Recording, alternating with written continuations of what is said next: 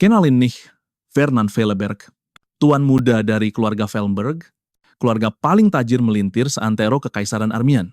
Dia tuh anak kuliah jurusan sihir di Akademi Kekaisaran, pokoknya pendidikannya nomor wahid dan berkelas abis. Udah gitu, ini bocah emang udah Hawkeye dari lahir, hidupnya dapat golden ticket dari sononya. 20% bangge, sampai keluar-keluar ke semua orang. Kalau di dunia ini tuh nggak ada yang lebih berharga dari cuan. Hari-harinya tuh dihabisin buat ngobrol sama para pedagang. Yah, ngobrol sih cuma istilah aja ya. Aslinya sih dia cuma ngabisin waktu buat ngomelin para pedagang malang itu yang nggak bisa nyampe target, yang mana targetnya itu selalu dia harapin buat naik 2 kali lipat. Tapi ya gitu deh, yang namanya masalah suka datang nggak diundang. Suatu hari, pas dia lagi ngobrol sama pelayan soal seorang pedagang yang progresnya gitu-gitu aja, padahal si pedagang ngakunya penjualan udah naik lumayan. Si Fernand sih iya-iya aja, tapi tetap aja menurut dia itu masih kurang. Pas lagi gitu, tiba-tiba dia disambar geledek dong, ngepak ke aba-aba. Setrumanya kenceng banget sampai mukanya langsung mencong-mencong. Nah, pas di momen itu juga, tahu-tahu ada arwah nyamperin dia terus nanya dia siapa. Wah, nemu orang buat dirasukin nih. Tiba-tiba, sebuah kekuatan gede. Tiba-tiba, ada tangan deketin kepalanya terus kayak nuangin sesuatu gitu. Sesuatu yang aneh bin ajaib. Feeling Fernand langsung jalan. Doi tahu nih benda mau ngerasukin dia. Badannya langsung ngumpulin mana dikit buat ngeluarin. Serangan. Dan walau tuh benda masuknya secepat kilat, anehnya ngusirnya nggak sesusah itu loh. Tapi ya gitu, ada sebagian yang keburu nyerep ke badannya, dan pas detik itu juga, kenangan-kenangan aneh mulai ngebanjirin otaknya. Fernand langsung melek, panik banget, terus ada yang nanya, tuan muda baik-baik aja kan? Gimana mau baik-baik aja, orang dianya udah gosong total gitu. Susah banget buat bilang kalau dia ngok apa-apa. Terus tiba-tiba muncul tulisan aneh di depan matanya, isinya ramalan soal kiamat dunia gitu. Katanya bakal ada 72 iblis yang datang dan bakal ngusir dia dari keluarganya. Udah gitu, nasibnya bakal berakhir jadi gembel dan semua duitnya ludes. Masa depan si bocah ini lebih suram dari yang pernah dia bayangin. Kehilangan seluruh dunia, ya jelas itu parah sih. Tapi jadi bokek alias nggak punya duit. Nah, yang itu sih bener-bener nggak bisa ditolerir banget. Sejak hari itu, dia mulai kepo nyari tahu apa yang sebenarnya terjadi, makhluk apaan sih yang coba ngerasukin dia itu, dan gimana ceritanya kenangan aneh itu bisa nyasar ke otaknya. Dia nggak pernah nemuin jawaban yang benar-benar jelas, tapi ada satu hal yang dia yakini banget. Kalau ramalan-ramalan itu akan menjadi, karena saya dia menerima, ingatan itu, dia telah menggunakannya untuk menghasilkan banyak sekali uang. Masalahnya hal itu tidak membuatnya bahagia, karena itu berarti ingatan itu. Kemungkinan besar nyata. Dan jika memang begitu, maka suatu hari nanti dia akan kehilangan segalanya. Dia menawarinya secangkir kopi, tapi melihatnya sekilas dan pria itu memperhatikannya dengan saksama. Apakah dia merasa aneh akhir-akhir ini? Dan Fernand bilang tidak. Tapi pria itu yakin ada sesuatu yang tidak beres. Sudah sekitar setengah tahun dia melihatnya sangat khawatir. Tiba-tiba saja, Fernand mulai meneteskan liur. Seolah-olah dia tenggelam dalam pikirannya sendiri. Dan akhir-akhir ini dia sering membuat keputusan impulsif. Yang mana itu sama sekali bukan dirinya, karena biasanya dia adalah raja negosiasi. Pria itu yakin ini ada hubungannya dengan sambaran petir itu. Fernand tetap diam, tenggelam dalam pikirannya. Dia tidak mau mengakuinya, tapi semua yang terjadi saat itu masih menggerogotinya dari dalam. Karena dia tahu betul bahwa dia akan berakhir sebagai pengemis. Saat itulah dia melihat sebuah nama di koran. Si Saint Armand gitu doang langsung ngamuk. Tuh, kampret beneran nongol dong. Si Fernand langsung cabut sambil marah-marah katanya mau ke arah selatan. Lah dianya malah cengok di situ bingung sambil mikir kalau ini bocah emang lagi rada-rada akhir-akhir ini. Akademi Kekaisaran itu letaknya di sebuah pulau terpencil, gedenya minta ampun, luas banget tapi semuanya dibangun murni pakai sihir. Semua yang ada di sana itu buatan, nggak usah diraguin lagi. Tapi ya gitu deh, jagoan kita sekarang lagi ada di sana hari ini, karena akhirnya tiba waktunya buat ngebuktiin ramalan itu beneran nyata atau cuma hoax? Dari semua yang tertulis di maksudnya di ramalan itu ada 3 bagian yang paling bikin dia salfok, bagian di mana dia bakal kehilangan semua duitnya, bagian di mana dia bakal jadi gembel, dan bagian ketiga itu, sekali lagi, di mana nasib mereka berakhir tragis. Kumaciga masa depan itu aja, udah cukup bikin pusing 7 keliling. Yah, sebenarnya sih masih ada lagi. Ada satu versi masa depan di mana dia emang jadi gembel. Udah jelas, di mana 72 iblis dari Sungai Solamal bakal nyerang bumi. Terus ada hal ketiga yang terjadi, Saint Armian, dia yang ditakdirkan buat nyelamatin dunia dari para iblis itu. Nama itu terkenal seantero kekaisaran, kok bisa? Soalnya Doi itu keturunan langsung dari Kaisar Kalinus Armian. Keluarga Armian itu literally yang ngebangun seluruh tempat ini, coy. Tapi itu kan cerita 1000 tahun yang lalu. Dan zaman sekarang, kekuasaan mereka udah amblas entah kemana. Meski begitu, ramalannya tetap bilang, jelas banget kalau cowok yang dikenal sebagai Ahton Armian itu tokoh utama dari cerita ini. Nah, setelah lulus ujian masuk sekolah, dia datang ke wilayah ini buat ngikutin peta yang dikasih sama si Kaisar.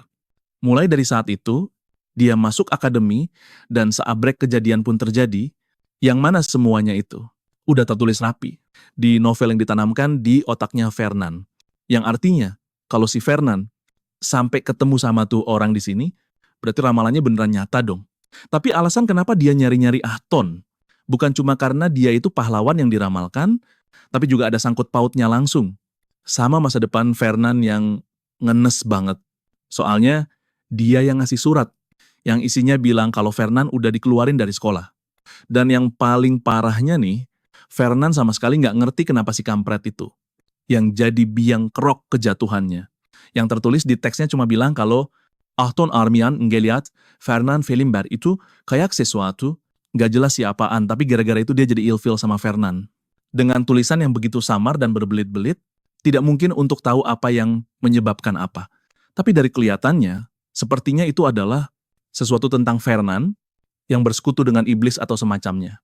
Dia melompat dari kudanya, melihat sekeliling dan bertanya apakah ini tempatnya. Seharusnya ada sebuah dungeon yang ditinggalkan oleh kaisar pertama dari keluarga Armian. Di dalamnya, konon ada sebilah pedang yang berisi roh kesatria kerajaan Gardener. Dengan asumsi buku itu benar, pedang itulah yang akan digunakan Aind untuk memulai pertarungannya melawan para iblis. Kalau bukan karena takdir bocah itu untuk menyelamatkan dunia, Fernand pasti sudah membunuhnya, terutama karena orang itu adalah yang bertanggung jawab atas masa depan, di mana Fernand berakhir menjadi gelandangan. Tapi saat itu juga, dia mencium bau aneh, dan melihat sebuah tanaman yang berlumuran warna merah cerah. Sesuai dengan cerita aslinya, dia bertemu dengan seekor kroker sebelum menemukan dungeon itu. Makhluk-makhluk ini adalah predator pungkak di raba-raba, dan Aid yang baru saja masuk ke akademi sama sekali tidak punya kesempatan. Dan dengan begitu, semuanya jadi makin jelas. Ramalan itu mulai jadi kenyataan, bro. Tepat pas si Fernand mutusin buat ngintip ke dalam penjara bawah tanah, si kampret Aint Armian itu nonggol. Tiba-tiba aja di depan mukanya. Fernand langsung nanya ngapain dia di situ, ujian masuk akademi, kayak yang seharusnya dia lakuin kan. Si Ain kepo, kok bisa-bisanya si Fernand kenal sama dia? Dan Fernand jawab kalau semua orang juga tahu siapa, itu keturunan kaisar. Tapi si cowok pirang ini nggak tahu sama sekali siapa itu Fernand. Fernand pun ngenalin diri dan kayaknya reputasinya jelek banget deh. Si pirang kaget dan nanya, apa dia itu si Fernand Felberg yang terkenal jahat itu. Si Fernand, ekspresi Fernand langsung jadi dingin gitu. Dan nyuruh dia buat lebih sopan dikit. Terus dia nanya apa si Ain luka? Soalnya kan dia abis lawan Crocker. Ain bilang iya, badannya penuh darah, gila.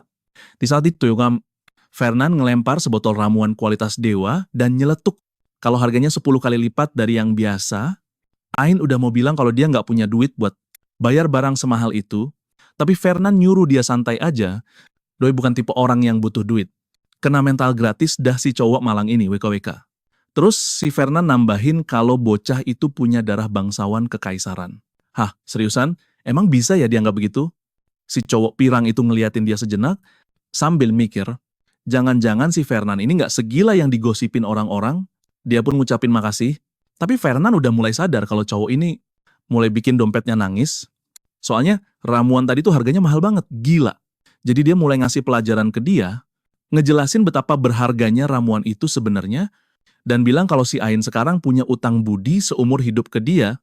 Terus dia kabut sambil dada-dada, dan si Ain cuma bisa diam di situ sambil terus ngucapin makasih. Katanya suatu hari nanti dia bakal balas budi. Tapi tentu saja si Fernand cuma bisa ngeliatin dari pinggir sambil nahan sakit hati, neyatin si brengsek itu neguk. Ramuan yang dibikin susah payah berjam-jam. Nggak lama setelah Ain masuk ke dalam dungeon, Fernand ikutan masuk. Dia bener-bener nggak percaya, ternyata beneran ada dungeon di tempat terpencil kayak gini. Pertama yang bikin dia bingung, itu jumlah lampu. Ajaib yang masih nyala di dalamnya. Kedua, pas dia ngambil satu, dia baru sadar kalau itu lampu spesial yang bisa nyerap mana dari lingkungan sekitar biar bisa nyala selamanya. Ketiga, barang itu harganya selangit. Dan tentu aja, karena si Ain lagi bokek parah, dia sama sekali nggak kepikiran buat ngambil itu.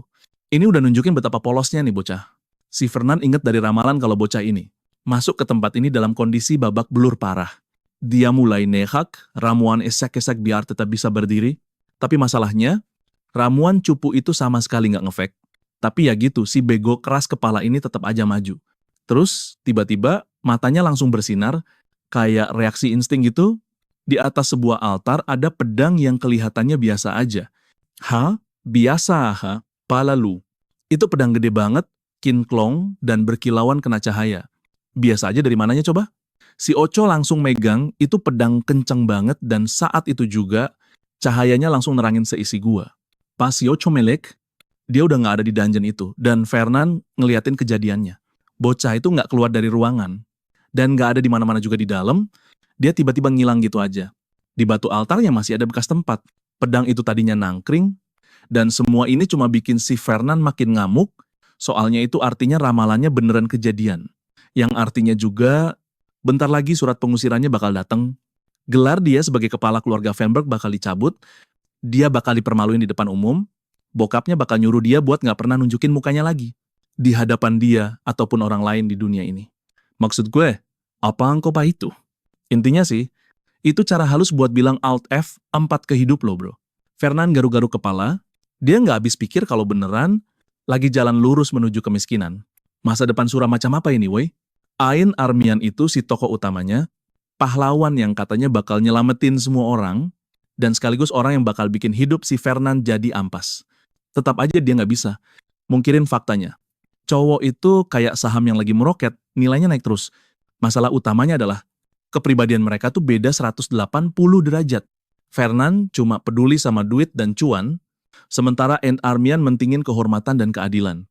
Kalau sampai Fernand nunjukin sifat aslinya terang-terangan, dia bisa kehilangan kesempatan buat bangun koneksi sama cowok itu. Katanya sih ini masalah yang ribet. Si kepala pelayanannya dia lagi ngomongin apaan. Fernand nanya pendapat Hyde. Ada satu peluang investasi yang bisa ngasilin duit 1 triliun kalau kita sikat. Hyde bilang dia bakal langsung invest tanpa mikir 2 kali. Fernand setuju, tapi dia lanjut nanya, gimana kalau orang yang ngurusin investasi ini, sifat mereka tuh benar-benar tabrakan sama sifat dia? Kata Hyde sih, nggak masalah bro. Sang Duk selalu bilang, bahkan kepribadian yang beda jauh pun bisa jadi akur kalau udah ada cuan di tengah-tengah. Dengar itu, Fernand langsung diem, mikir. Iya juga ya, benar kata dia. Ngapain dibikin ribet? Prinsipnya kan sama aja, invest, nanggung risikonya, terus jadi sultan. Bisa dicuekin aja kalau potensi keuntungannya gede banget. Tapi tetap aja, dia butuh info lebih lanjut, dan infonya harus dari Ain, jadi pas itu juga dia bilang mau cabut. Kepala pelayan coba, ngingetin kalau mereka ada janji ketemuan sama orang nanti, tapi si bocah udah ngacir duluan. Di akademi ini, asrama lo itu tergantung sama ranking lo. Kalau lo masuk peringkat 1-10, hidup lo kayak sultan. Peringkat 11-30, lo masih dapat kamar yang lumayan lah. Tapi kalau ranking lo di luar 31, ya lo auto tidur di sebelah tong sampah. Beneran deh. Mereka sih coba bikin semuanya kelihatan serem, tapi ya tetap aja ini kastil segede gaban. Suara putus asa yang teriak-teriak soal betapa memalukannya asrama ini, itu suaranya arwah si Garner, arwah dari pedang yang dipungut sama Ain. Si arwah udah langsung nyerocos aja, katanya mana mungkin seorang keturunan, kok bakatnya seampas ini. Dia ngoceh terus, bilang ini bener-bener aib. Kalau Kaisar tuh soal ini, udah dipatahin kali leher semua iblis yang dia lihat. Sontak, sie Ain langsung dim. Lah kok dia malah ngomongin iblis? Bro itu khawab, dia nggak bakal muncul kalau nggak ada sangkut pautnya sama iblis. Ain bergumam kalau dia nggak bakal bisa ngapa-ngapain, dia kan cupu banget baru juga masuk akademi. Malah bikin arwahnya makin ngamuk. Dibangkitin sama orang selemah ini. Apes banget. Ain Bales ngomong, katanya ini semua salah kaisar pertama. Dia yang ngehapus sistem suksesi kekaisaran, terus diganti sama sistem yang sekarang, di mana 7 keluarga bangsawan yang nentuin lewat voting. Keluarga protagonis kita, si Armian, ada di posisi puncak. Kelihatannya sih, kaisar itu juga nyumbangin sebagian besar tanahnya ke kekaisaran. Tunggu bentar. Armian itu ya Ain. Berarti protagonis kita itu si Vellenberg dong. Kowok Pirang itu lanjut ngomong, gara-gara semua itu, mereka bahkan jadi lupa sama teknik pedang mereka. Intinya, dia lagi ngerekap sejarah 100 tahun terakhir ke arwah itu. Tapi ngeliat keadaan sekarang yang hancur banget, dia coba buat nyemangatin arwah itu dikit. Dia kan masih punya potensi dan lagi pula, arwah itu bisa aja bantu dia balikin lagi kehormatan keluarganya. Mungkin aja kemunculan dia sekarang itu bagian dari rencana si kaisar. Terus tiba-tiba ada yang ngetok pintu, manjil-manjil nama Ain't Armian. Dari suaranya aja udah ketebak kan siapa? Yup, bener banget, itu dia. Si brengsek sok ganteng itu udah di sana, berdiri pakai setelan jas, sambil cengar-cengir kayak biasanya. Dia nanya si Ain lagi sibuk apa enggak. Ain bilang sih enggak terlalu, enggak ada yang penting-penting amat. Si Fernand bilang, wah pas banget dong kalau gitu. Mending mereka ngobrol di tempat yang lebih adem.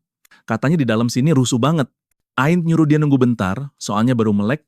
Tapi si Fernand langsung motong omongannya, ngingetin siapa yang udah ngasih dia ramuan. Terus nyuruh dia cepetan gerak. Jelas aja si Ain lagi panik nyoba ngumpetin arwah yang lagi melayang persis di belakang punggungnya. Tapi kayaknya sih cuma dia doang. Yang bisa lihat itu arwah. Nah, si arwah ini jadi kepo, nanya siapa cowok yang di depan pintu itu. Ain ngejelasin kalau dia itu cowok dari keluarga Vellenberg. Bahkan si arwah, yang notabene baru aja bangkit, langsung mereka itu siapa, keluarga yang tajir melintir doang, gak ada isinya. Dia ngewanti-wanti Ain jangan sampai berurusan sama orang model begitu. Modal mereka cuma duit doang, gak ada kuat-kuatnya, gak guna banget. Ain hiranya si Fernand dateng buat nahi bayaran ramuan, tapi yang pertama disebut Fernand malah soal pedang.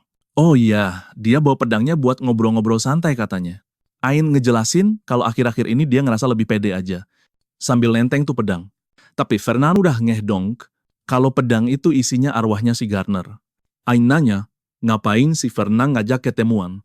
Kata Fernand sih nggak ada yang penting-penting amat, cuma ngajak makan-makan doang. Tapi Ain curiga, soalnya tempatnya kelihatan mahal baut. Fernand bales, katanya ajakan dari senior tuh pantang ditolak bro. Ya udah, Ain akhirnya mau juga. Jadilah mereka berdua duduk manis di sana. Mereka lihat-lihat sekeliling, sementara Fernand diam-diam ngamatin. Ini bocah kelihatannya baik dan kalem. Kalem sih kalem. Tapi Fernand tahu kalau si Ain ini lagi nyoba nyembunyiin sesuatu. Dia langsung to the point aja. Nanya rencananya si Ain setelah lulus dari akademi nanti mau ngapain. Biasanya kan, orang datang ke tempat ginian buat nambah, dan aneh aja gitu. Ada orang dari keluarga Armian di sini, mengingat mereka dari dulu kan selalu ogah ikutan acara-acara beginian. Ain bilang dia ke sini, karena udah kepik dengerin uang-uang, ngejulidin keluarganya yang katanya udah nggak ada harganya. Keluarga Armian kan masih punya darah bangsawan, biarpun cuma nama doang, dan karena itulah dia pengen jadi seorang kesatria sejati buat balikin lagi kehormatan keluarganya. Fernand makin ngamating kepribadian si Ain. Udah kelihatan banget kalau bocah ini punya tekad yang keras, kepala abis, ambisinya gede dan super bangga sama garis keturunannya. Mereka pun lanjut ngobrol ngalor ngidul, sampai akhirnya adegannya ganti. Akhirnya Fernand ngerasa mulai sebenarnya orang macam apa si Ain Armian ini? Mau jadi sponsornya dikit, beliin dia beberapa barang, pokoknya investasi ke dia lah. Tapi ngelihat sifatnya si bocah, si Fernand sadar kalau cara itu malah bakal ngejatohin harga dirinya. Investasi modal begini butuh pendekatan tarik ulur, mirip-mirip kayak lagi PDKT gitu deh. Dikasih dikit, terus hilang, terus dikasih lagi dikit, terus ngilang lagi. Dia tahu, buat orang yang tipenya baik hati, satu-satunya cara biar dipercaya ya dengan bikin dia loyal, pelem-pelem, dan baru deh pas momennya pas langsung di-lock. Pas lagi mikir gitu, kepala pelayan datang nanyain dia dari mana aja. Fernand nanya apa mereka udah ngomong sama keluarga berchef, dan si kepala pelayan jawab udah. Cewek dari keluarga berchef yang perlu diajak ngobrol soal semua masalah sama pedagang-pedagang itu, ternyata udah nungguin dari tadi lama banget. Waduh, si Fernand lupa total soal dia. Si kepala pelayan bilang, kalau tahu bakal selama ini, mending dia suruh pulang aja buat balik lagi besok, tapi dianya kekeuh mau nunggu. Dan sudah 3 jam berlalu. Fernand telah membuatnya menunggu dengan sengaja agar dia menyerah. Fernand pun menjawab bahwa sejujurnya itu hanya mempermudah segalanya untuknya. Jika dia sudah putus asa akan lebih mudah lagi untuk menghancurkannya. Wah, santai bro. Dia tertawa dan berkata bahwa bagaimanapun juga, dia masih perlu semuanya berjalan lancar dengan keluarga Berchef. Lalu tiba-tiba dia merasakan sesuatu yang aneh. Kepala pelayan bertanya ada apa? Sambil memegangi kepalanya sedikit kehilangan keseimbangan. Fernand berkata bahwa itu bukan apa-apa, hanya sakit kepala yang aneh. Tapi tentu saja sesuatu yang baru muncul. Sesuatu tentang seorang aquamarine dan seorang bangsawan yang masih hidup semacam itulah. Sebenarnya ini tentang seorang gadis berambut, coklat dan mata yang tampak seperti aquamarine. Tapi dibalik semua kecantikannya, hal yang paling menggambarkan dirinya adalah kehadirannya yang agung dan kehebatannya yang tak tertandingi dengan pedang. Pedangnya menari di bawah sinar bulan. Dan dikatakan bahwa jika suatu saat rantainya terputus, dia akan bisa melebarkan sayapnya lagi. Rantai-rantai itu milik keluarga Vellenberg. Sekarang Fernand mulai menyatukan. Kepingan puzzle, kenapa si Ain bakal benci banget sama dia di masa depan. Kayaknya sih, dia bakal punya semacam koneksi khusus gitu. Sama cewek bermata biru itu, dan si Fernand kayaknya bakal jadi biang kerok di hidupnya. Fernand ngegerutu sambil ngumpat pelan. Si kepala pelayan malah ngira umpatan itu buat dia. Terus ganti scene ke si cewek yang lagi duduk bengong mikirin si Fernand Vellenberg. Ngapain Koba? Cowok brengsek itu nyuruh dia datang cuma buat digantungin nunggu selama 3 jam? Mana dia nggak bawa HP buat iseng-iseng, scroll TikTok atau apalah gitu. Dia lagi kelilit utang banget, dan dia mikir apa cowok itu sengaja bikin dia capek nunggu biar nyerah. Sementara itu, Fernand ternyata ada di belakangnya. Diam-diam ngawasin cewek malang itu yang masih setia nunggu. Dari jauh aja udah kerasa banget aura keselnya yang membara. Ternyata, keluarga Berchef. Keluarganya si cewek itu asalnya dari kota terpencil di utara. Dulu mereka itu tugasnya melindungi wilayah itu, tapi setelah ada serangan monster gede-gedean, mereka hampir musnah total. Benteng pertahanan yang udah mereka bangun, hancur lebur rata sama tanah, dan sekarang mereka lagi pusing 7 keliling buat ngumpulin duit buat bangun ulang semuanya. Mereka bahkan sampai ngejual semacam paten emas yang ngasih hak-hak khusus gitu, tapi tetap aja duitnya nggak cukup. Dan yang nyelamatin mereka, yang ngasih bantuan gitu, itu tuh si bosnya keluarga Vellenberg, bokapnya si jagoan kita. Tapi ya jelas, dia ngelakuin itu bukan karena kasihan. Keluarga Vellenberg itu dari dulu emang jago banget soal sihir, tapi kalau soal main pedang, itu sih beda cerita.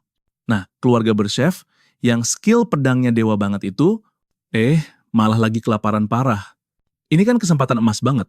Jadi bokapnya, si jagoan kita nawarin pinjaman ke mereka, pinjaman yang udah pasti nggak bakal bisa dibayar sama keluarga Berchef. Mereka emang selamat dari kehancuran, tapi sekarang malah mati pelan-pelan gara-gara bunga utang yang gila-gilaan. Ini tuh momen yang pas banget. Putnik ke mereka, dan maksa mereka buat nyerahin teknik. Tapi masalahnya keluarga Berchef sekarang itu ya si cewek ini. Dia ini yang di masa depan nanti bakal jadi ceweknya si Ain Armian. Potensinya, otaknya, cakepnya, semuanya tuh luar biasa gila. Satu-satunya yang dia nggak punya cuma duit. Ngelihat bakatnya dan hubungannya sama si Ain, yang perlu dilakuin si Fernand itu cuma mastiin kalau cewek itu nggak benci sama dia. Makanya dia langsung masuk ke ruangan dan bilang kalau dia datangnya lebih cepat dari perkiraan. Dia minta maaf, katanya sih dia keganggu dan sama sekali nggak ada niat. Buat bikin cewek itu nunggu. Ceweknya bilang, nggak usah repot-repot minta maaf. Waktu gue udah kebuang sia-sia. Cowoknya ngeyel lagi, bilang kalau itu beneran nggak sengaja. Ceweknya jawab, ya udah, gue bakal pura-pura percaya aja deh. Cowoknya baru mau ngomong sesuatu, langsung dipotong. Dia pengen tahu ngapain coba dia disuruh datang ke sini. Si Fernand jawab, ya jelas lah. Tapi itu, secara teori sih. Ini nih momen di mana dia seharusnya minta diajarin teknik pedang keluarganya. Tujuan utamanya itu biar ceweknya minimal nggak ilfeel sama dia. Syukur-syukur kalau malah jadi suka. Dia lagi beneran nyoba ngegebet Luina Berchef seriusan. Padahal kan cewek itu katanya calonnya si Ain. Tapi ya, masa depan kan masih masa depan, ya kan? Anjir, dingin banget responnya. Dia mulai ngomongin soal apalah gitu yang nyangkut. Soal struktur kelas antara para ksatria sama departemen sihir, tapi belum juga kelar ngomong, udah dipotong lagi. Ceweknya bilang, gue udah tahu kali soal itu. Lo mau gue jadi partner lo, tapi ngapain juga gue mau. Jadi partner lo tuh nggak ada untungnya sama sekali. Sebagai murid peringkat 2 terbaik di departemen, Gue bakal jauh lebih untung kalau timan sama anak 10 besar, bukan sama orang modelan kayak lo, tapi tiba-tiba cowoknya bilang, kalau lo mau jadi partner gue selama 3 tahun, gue bakal lunasin semua utang lo, tapi ada satu syarat, lo harus terima gue sebagai sponsor lo. Hah? Ini cowok seriusan mau beli gue apa gimana? Cewek itu nanya kenapa dia sampai nekat begitu. Katanya sih, ini semua karena urusan kelas. Tapi ceweknya tetap aja nggak ngeh. Nggak cukup apa minta jadi partnernya, sekarang malah mau jadi sponsornya segala. Mungkin lo nggak tahu, tapi gue di akademi ini, semua duit yang gue hasilin langsung buat keluarga gue hidup jauh lebih sederhana dibanding murid normal lainnya. Sederhana, ya, sambil duduk di kursi sultan kayak gitu, sementara ada mbak-mbak yang ngerapiin baju lo. Oh, pantes, lo kan nggak beli bahu, ada yang masakin buat lo. Paham gue sekarang. Fernan bilang ke dia buat nggak usah kebanyakan mikir. Dia cuma mau investasi karena cewek itu emang jago, itu doang. Tapi si cewek tahu banget cara mainnya kaum bangsawan. Mereka nggak bakal mau jadi sponsor kalau nggak ada maunya. Saat itu juga, Fernan langsung ngambil keputusan. Bodoh amat kalau di Bensi, dia bakal bikin cewek itu setuju. Dia bilang kalau keluarga Velingberg dan Berchef itu emang status bangsawannya setara, tapi aslinya beda level banget. Kebanggaan keluarga Berchef. Modalnya kekuatan, kekayaan, sama darah biru keluarga Velingberg gitu loh. J-Lab banget, kuy. Kelihatan banget kan doi kesinggung? Makanya si Fernan langsung puter otak ganti strategi. Biarin aja dia benci, pokoknya dia harus bikin cewek itu nerima tawarannya, dan langsung to the point, nyuruh dia jangan sok gengsi lagi. Dia tuh nggak bohong loh pas bilang si cewek emang jago, tapi sekarang saatnya buat dia ngakuin itu. Oke, masuk ke fase 2 nih. Coba kita lihat jurus apa lagi yang dia keluarin. Nah kan, dia mulai ngomong kalau baru-baru ini lihat permainan anggarnya. Tiba-tiba dia malah ngutip kalimat yang sama persis dari buku itu, ngomongin soal pedangnya yang anggun dan cantik banget, atau gimana pedangnya itu bener-bener definisi dari keindahan dan kehidupan. Dia udah tahu, jurus ini pasti manjur. Nah, sekarang kan bakatnya udah diakuin nih. Dia nggak bakal punya pilihan lain selain terima. Si cewek kelihatannya malah pelangap-longo. Sumpah, mukanya nggak merah sama sekali cuy. Kayaknya cowok kita ini auranya ampas banget deh. Dia berdiri dan bilang nggak bisa ngelupain pas lihat si cewek beraksi. Nih cowok langsung ngeluarin ceramah panjang lebar, yang isinya jelas-jelas cuma gombalan doang, soal gimana dia jadi nggak bisa tidur semenjak itu. Si cewek cuma nyuruh dia berhenti ngegombal receh, tapi dia bilang nggak bisa. Dia lanjut terus, bilang kalau permainan anggarnya itu kayak tarian yang sempurna banget, dan kata-kata aja nggak cukup buat ngejelasinnya, betapa mempesonanya dia. Akhirnya, dia menyerah dan berkata, baiklah, dia tidak benar-benar punya pilihan kan? Dia butuh uang, dan pria itu adalah orang terkaya di sana. Beberapa waktu kemudian, pria itu memberitahunya bahwa ini akan menjadi kesepakatan sponsor selama 3 tahun. Tapi tidak akan diumumkan ke publik. Sebenarnya, pelayan itulah yang melihat semua yang terjadi. Tapi baginya, harga sebenarnya dari semua ini adalah Luina. Harus menjadi pendamping iblis uang itu. Selama 3 tahun penuh. Dan itu sudah menjadi kabar buruk. Sekarang dia bersikap sangat menggoda. Mengatakan bahwa tawaran itu terlalu bagus untuk ditolak, belum lagi. Pria itu bilang dia melihat sesuatu dalam cara gerakannya. Potensi pedangnya. Pelayan itu bertanya apa sebenarnya yang dikatakannya. Dan Luina menjawabnya. Dia bilang itu adalah tarian yang agung, mulia, indah, dan hidup. Saat itulah dia akhirnya tersipu malu. Mengatakan bahwa dia merasa seolah-olah pria itu bahkan tidak punya kata-kata untuk menggambarkan kecantikannya. Pelayan itu tampaknya tidak senang dengan itu. Wah, cemburu ya. Biarkan saja dia menggunakan pesonanya. Dia mengakui bahwa bajingan itu punya selera yang bagus. Tapi jika dia bertemu lagi dengan kurcaci serakah itu, dia akan menghancurkannya. Yoi, si mbak pelayan naksir berat sama cowok kita. Katanya si cowok itu udah pasti. Lagi tebar pesona, mukanya ganteng, tatapannya juga tajam banget. Sontak, Luina langsung ngeh, si mbak pelayan klepek-klepek sama cowok itu.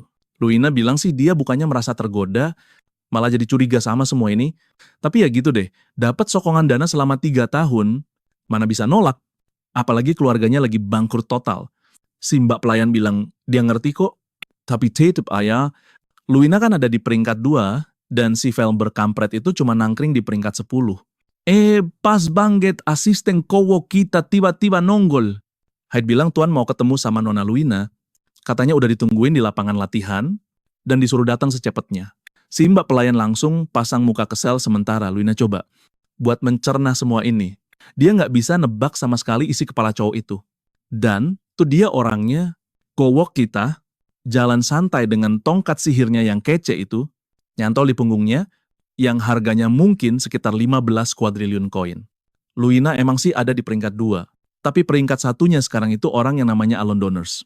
Tapi tetap aja dia punya bakat yang cukup buat suatu saat nanti masuk jajaran 10 orang terkuat di benua.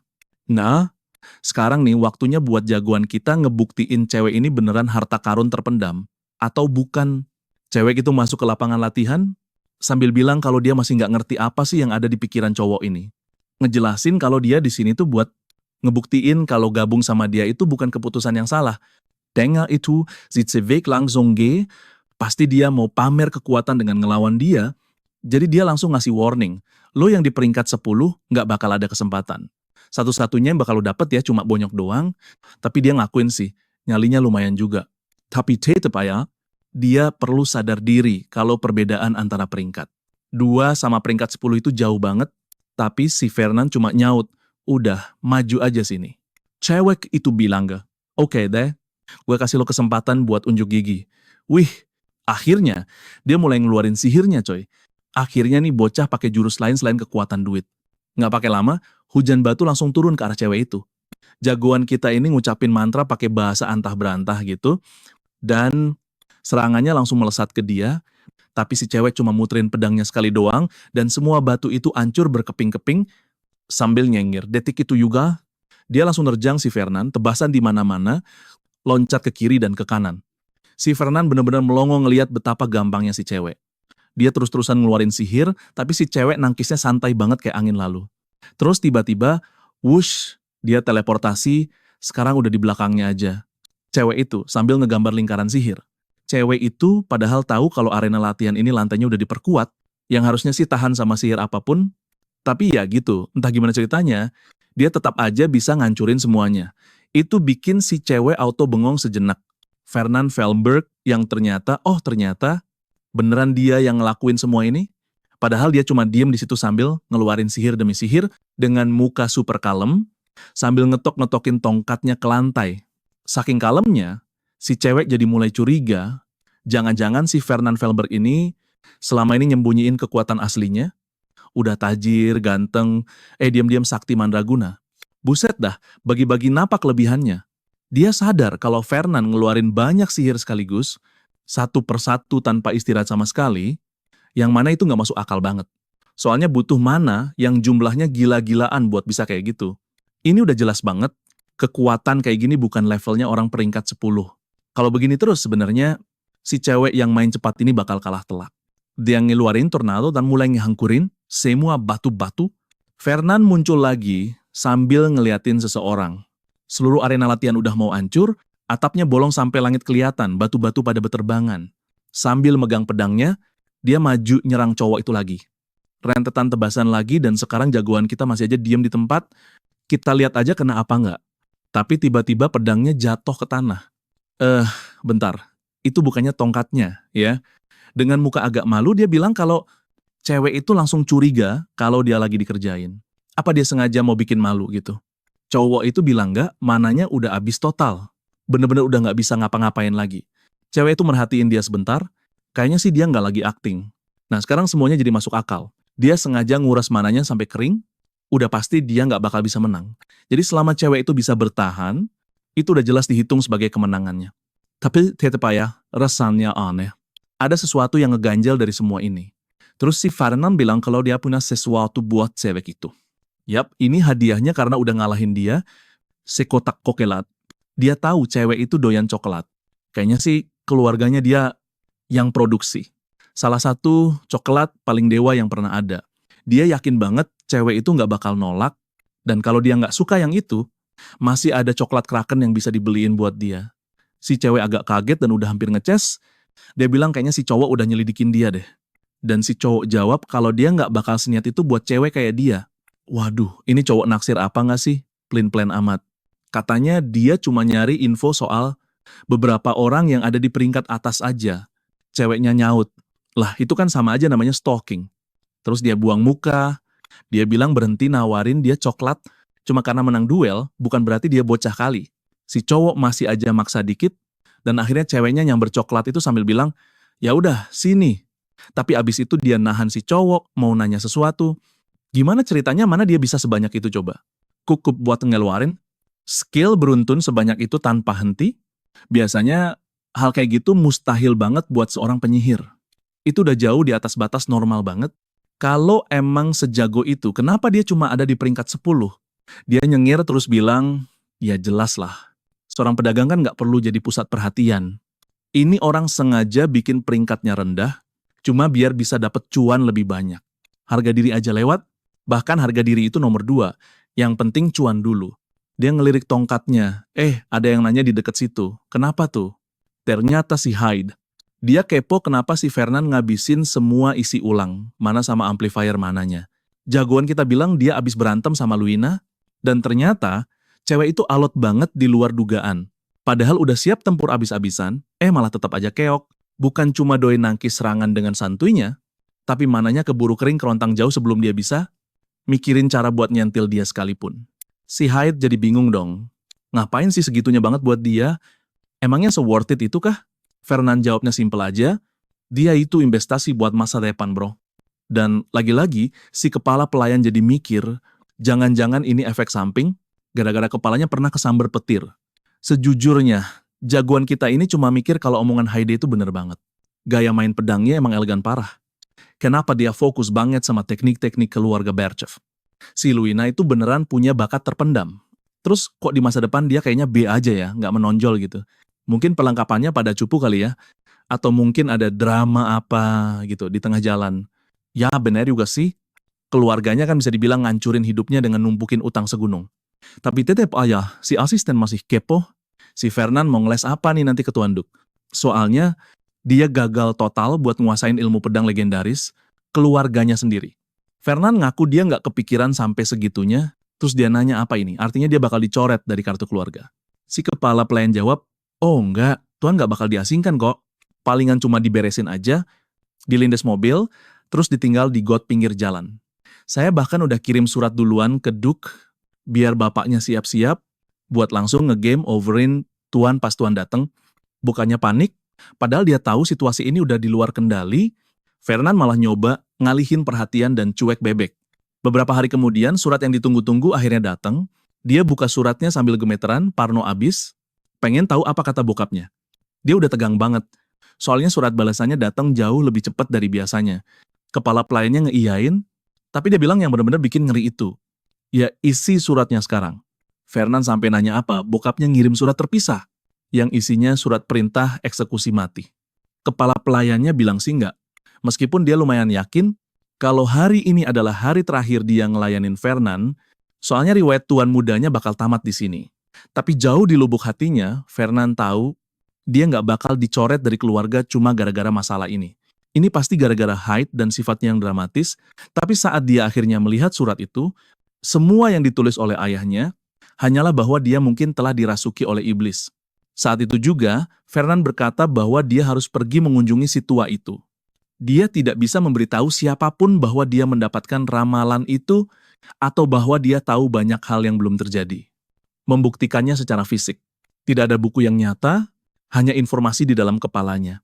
Jika dia mengatakan yang sebenarnya, begitu saja ayahnya akan berpikir bahwa dia adalah seorang pedagang gila yang sudah kehilangan akal sehatnya. Kemungkinan besar dia akan marah karena berpikir bahwa Fernan sedang mencoba untuk menghancurkan seluruh keluarga. Karena itu, untuk saat ini, tujuannya sederhana. Meminimalkan kerusakan yang bisa disebabkan oleh situasi dengan keluarga Berchev ini. Saat dia tiba, Sang Duk mengatakan bahwa dia terlihat jauh lebih tenang dari yang diharapkannya. Dia bertanya mungkin, apakah dia menggunakan narkoba, atau apakah dia mulai kehilangan akal sehatnya sedikit demi sedikit, atau mungkin iblis-iblis yang dibunuh oleh kaisar di kehidupan masa lalu telah mulai merasuki putranya. Karena jika bukan karena semua itu, maka dia tidak bisa menjelaskan apa yang sebenarnya terjadi. Fernan menjawab bahwa dia hanya memutuskan untuk melakukan investasi yang lebih baik pada keluarga Berchev. Si Duke pengen tahu, investasi macam apa coba yang bisa lebih cuan daripada dapat jurus pedang rahasianya, dan si Fernan cuma bilang, maaf gak bisa kasih tahu pak. Si Duke langsung nyolot, ini bukan permintaan ya. Di mata dia, Fernan sekarang tuh cuma aib keluarga, bocah Un yang mau ngabisin duit warisan. Tapi Fernand tetap kekeh, bilang kalau keyakinan dia tuh harga mati. Kalau aja si Duke mau percaya sama dia buat ngurusin masalah berchef, hasilnya nanti bakal bawa duit yang jauh lebih gede daripada jurus pedang itu doang. Si Duke bilang, oke, kalau emang beneran begitu, Bapak mau pertimbangin lagi, tapi dia pengen tahu, si Fernand ini pede banget dapat ilham dari mana. Si Fernand jawab lagi, itu rahasia Pak. Wah, si Duke langsung naik pitam dong. Katanya ini udah konyol banget. Dia nggak ngebesarin anaknya buat jadi bocah nekat kayak gini. Mestinya kan dia tahu ya, urusan beginian tuh nggak bisa, cuma modal omongan gak jelas. Nah, di saat itulah si Fernand sadar kalau dia kayaknya harus ngebocorin dikit soal ramalan itu kalau mau rencananya berhasil. Awalnya sih dia males banget ngomongin itu, tapi ya gimana udah kepepet cuy. Jadi dia bilang sebagai gantinya dia bakal ngambil alih semua tanggung jawab urusan berchef. Dia bakal bagi satu info rahasia yang cuma dia yang tahu. Sang Duke nanya, loh kok bisa gitu? Kata Fernand, ini semua gara-gara jaringan intelijen yang dia pegang sendirian. Dong, tentu aja, bokapnya mau nolak mentah-mentah. Bilang kalau nggak mungkin banget, grup intelijen pribadinya dia bisa lebih pinter dari tim yang ngurusin seluruh keluarga. Tapi ya sudahlah, dia jadi penasaran sama info super penting yang katanya dimiliki sama si Fernand ini. Jadi Fernand ngasih tahu soal pegunungan Haros di timur, wilayah kekuasaan Viscount Donut. Katanya di sana ada tambang kristal, mana yang belum pernah ketahuan di daerah itu. Bokapnya bilang hal itu susah banget dipercaya. Biasanya nih begitu tambang mana ditemukan pasti langsung ludes di jarah. Lagian, gimana ceritanya grupnya si Fernand yang jelas-jelas cupu itu bisa tahu hal beginian, sementara tim intelijennya sendiri malah kelewatan info sepentingin. Dia bahkan nyindir kalau grupnya Fernand itu isinya bocil semua. Fernand cuma angkat bahu aja, terus bilang kalau anak-anak kan emang demen gali-gali tanah, kebetulan lagi hoki aja. Yang penting bokapnya tahu kalau jumlah kristal mana di bawah sana, buat nutupin potensi kerugian dari negosiasi sama si Berchef. Muka si Duke langsung serius, emang mau ngomong apa lagi coba? Dia kan juga demen banget sama yang namanya duit. Harta segunung kui, udah cukup buat ngilangin masalah apapun. Batu mana? Gitu loh. Kristal langka yang isinya energi sihir, itu salah satu cara paling cepat buat jadi tajir melintir. Masalahnya cuma satu, di ramalan itu, tambang ini cuma disebutin sekilas doang, nggak ada lokasi pastinya. Dan si Fernand sendiri juga belum pernah lihat langsung. Dia nggak tahu segede apa tambangnya atau beneran seberharga itu apa nggak. Tapi ya udahlah, yang penting sekarang bisa ngulur waktu dulu sama bokapnya. Dia juga ingat kalau keluarga Donuts pernah punya semacam bisnis pasokan di sana, tapi gagal total setelah daerah itu kena badai topan. Jelas banget lah, harusnya mereka yang ngeklaim tambang mana itu buat diri mereka sendiri. Tapi sekarang giliran keluarganya Fernand yang punya kesempatan buat manfaatin situasi ini. Si Duke bilang, kalau omongan Fernand itu beneran, itu bisa nutupin semua kekacauan yang udah dia buat, tapi ya harus dicek dulu kebenarannya. Fernand mending balik ke sekolah dan fokus belajar aja. Fernand ngucapin makasih terus cabut sambil keringetan.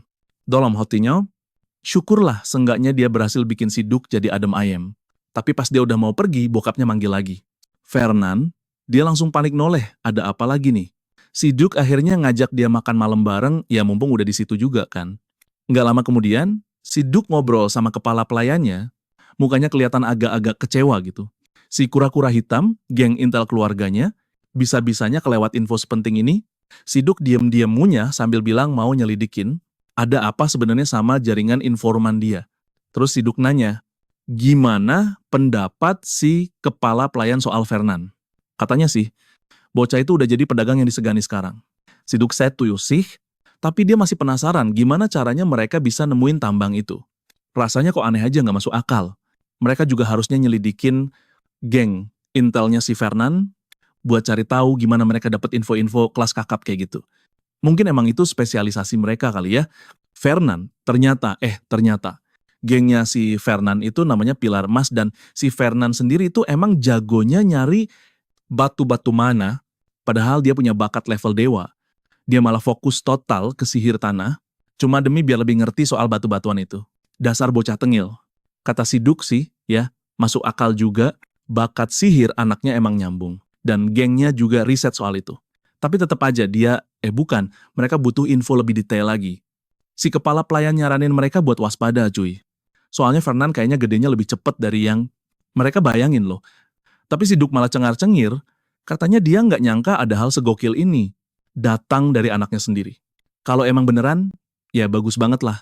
Tapi sekarang, mereka kudu nyelidikin cewek itu si Luina Berchev dan cari tahu gimana ceritanya dia bisa ngegoda si bocil Fernand yang polos itu. Si kepala pelayan nyeletuk, kayaknya si Duke bener-bener percaya kalau si cewek itu yang ngegoda anaknya. Dia jawab, ya iyalah, gue percaya banget. Dia kan ngebesarin si Fernand buat jadi pebisnis yang otaknya encer. Coba pikir, emang ada alasan lain apa bocah itu? Mau buang-buang duit buat hal konyol kayak gitu. Alasannya udah jelas banget, doi bucin kalah telak di permainan asmara. Tapi ya sudahlah, dia ngerti kok. Namanya juga anak muda. Gejolak anak muda emang susah dikontrol. Tapi si Duke, dia kan udah nggak muda lagi, dia sih bodo amat sama hubungan mereka. Yang penting itu ngerti. Kenapa si Fernand sampai mau ikutan ribet ginian? Soalnya nih anak kan lebih demen duit daripada bapaknya sendiri, tiba-tiba ayam milih. Sesuatu yang kayak gini. Nah, adegannya pindah ke Luina yang lagi asik makan es krim con. Segede gaban pemberian dari jagoan kita. Mereka lagi ngobrolin orang yang namanya Carlos. Kelihatannya sih si Carlos ini juga pengen jadi sponsornya dia, tapi pas tahu lapaknya udah dijaga sama Fernand, dia malah ngejar orang lain. Si Fernand nanya dong, ngapain kau bilang gitu? Cewek itu kan harusnya ngerti kalau gosip itu nyebarnya cepet banget, tapi dia malah nyaut. Katanya pada akhirnya, semua orang juga bakal tahu, lagian dia udah nebak kalau orang-orang bakal mikir. Kalau dia nempel sama cowok itu cuman karena duitnya doang. Dan alasan dia nggak mau nutup-nutupin itu karena, ya, emang kenyataannya begitu. Cowok itu manggut-manggut terus bilang, iya sih, duit emang mantep. Dia beneran suka banget. Kalau ada duit, apa sih yang nggak bisa didapetin? Nah pas saat itu juga, si cewek jadi paham kenapa orang-orang manggil dia. Justru karena itulah dia benci banget sama cowok itu. Dan pas itulah cowok itu ngasih sesuatu, sebuah ramuan sama kupon. Ramuannya itu terbuat dari akar mandrake dan kuponnya. Bisa ditukerin di salah satu toko punya perusahaannya buat dapat senjata. Si cewek langsung kaget, nanya maksudnya apaan? Gila aja, mana mungkin dia sanggup beli barang begituan. Kowak itu ingetin soal kontrak sponsor mereka. Si Swag bilang sih dia tahu, tapi tetap aja ini tuh kelewatan banget. Barang-barang kayak gini kan langkanya minta ampun. Tapi ngelihat reaksi si cewek itu langsung sadar, barang itu langka cuma buat orang kayak dia doang, orang miskin yang kelilit utang. Buat cowok itu, barang ginian nggak ada apa-apanya, tapi si cewek tetap kekeuh nolak. Sementara itu, si Fernand lagi mikir, ingat kalau di masa depan dia tuh ditakdirin buat jadi gembel. Di kemudian hari, apapun yang bisa dia lakuin sekarang buat nyegah hal itu, udah pasti untung 100%. Dia pun bilang ke cewek itu, kalau nolak dukungannya itu sama aja ngelanggar isi kontrak mereka. Lagian, kan dia udah setuju buat disponsorin. Si cewek udah panas banget, terus nyaut. Ya udah, oke, gue terima. Fernand langsung berdiri dan bilang, sampai ketemu di kelas. Pas Fernand pergi, si cewek jadi overthinking. Walaupun ini sponsor, pasti ada udang di balik batu. Jangan-jangan ada pasal tersembunyi di kontrak yang malah bikin dia rugi bandar. Nggak mungkin beneran kan? Tapi yang bener-bener bikin dia pusing adalah dia nggak ngerti kenapa Fernand niat banget ngasih dia semua barang aneh tapi berharga ini. Mungkin dia lagi modusin gua, cuma buat nyolong jurus pedang keluarga gua, atau mungkin ada maksud lain. Apapun itu, bodo amat lah, nggak mungkin banget gua bakal jatuh cinta sama dia. Iya deh, percaya. Detik dimana ada orang ngomong gitu, udah pasti kejadiannya bakal kebalikannya. Kasihan di Aint Armin. Tolong dong kasih tahu calon tunangannya nanti, yang ketemu aja belum, udah ditikung duluan. Sementara itu, balik lagi di kelas, Fernand sadar kalau si Ain harusnya ada di sekitar situ. Tapi, di mana dia? Itu dia, berdiri dengan tenang di samping. Pelajaran hari ini adalah tentang latihan pertarungan sungguhan dan ilmu pedang, tip mematikan. Dan menurut ramalan, disinilah Ain seharusnya mulai menarik perhatian. Ini adalah awal dari ceritanya, saat dimana dunia mulai menyaksikan kebangkitan sang pahlawan. Fernand ingin tahu apa yang sedang dilakukan Ain di sana, apakah ada murid yang menarik perhatiannya. Fernand, sebagai bagian dari para murid unggulan, berkata kalau dia seharusnya mengawasi para pesaing yang baru masuk. Dia bertanya apakah cowok itu di sini untuk mengamati Ain Armian, dan cowok satunya tersenyum dan berkata, tentu saja, dia berasal dari garis keturunan kekaisaran. mengingat bahwa keluarga Ain adalah keturunan dari sang juru selamat agung dan sudah 100 tahun sejak salah satu dari mereka mendaftar di akademi. Ya, orang-orang pasti penasaran dengannya. Nama cowok pirang itu adalah Lajer Swaben. Dia adalah putra kedua dari keluarga penguasa saat ini. 100 tahun yang lalu mereka terpilih sebagai keluarga kekaisaran yang baru dan telah memegang kekuasaan sejak saat itu.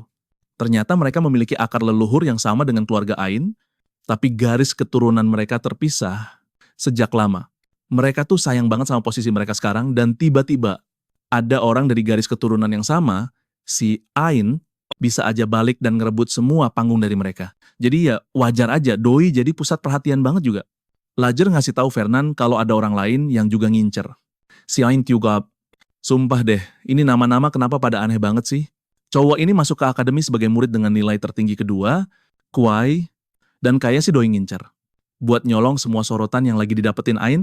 Nah, itu dia alasan utamanya kenapa dia ngeliatin si bocah itu tajem banget. Itu tuh nama yang udah ditunggu-tunggu sama Fernand buat didengar. Di setiap cerita pahlawan, pasti kudu ada penjahatnya kan? Dan kayaknya di ceritanya Ain Armian, ya cowok ini dia orangnya yang udah sumpah pengen ngabisin Ain Armian sampai ke akar-akarnya. Instrukturnya ngumumin pertarungan berikutnya. Anton Dern lawan Ain Armian.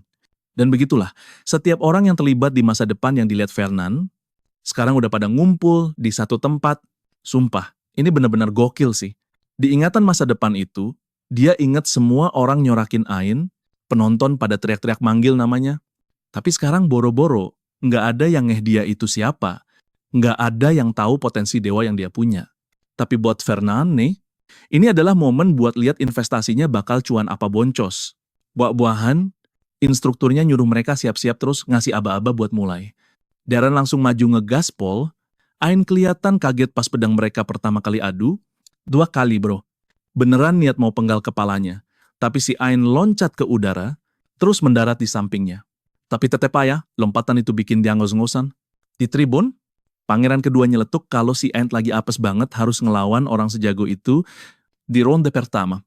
Anton Dern, Doi itu peringkat ke-10 pas ujian masuk, jelas bukan lawan yang bisa diremehin.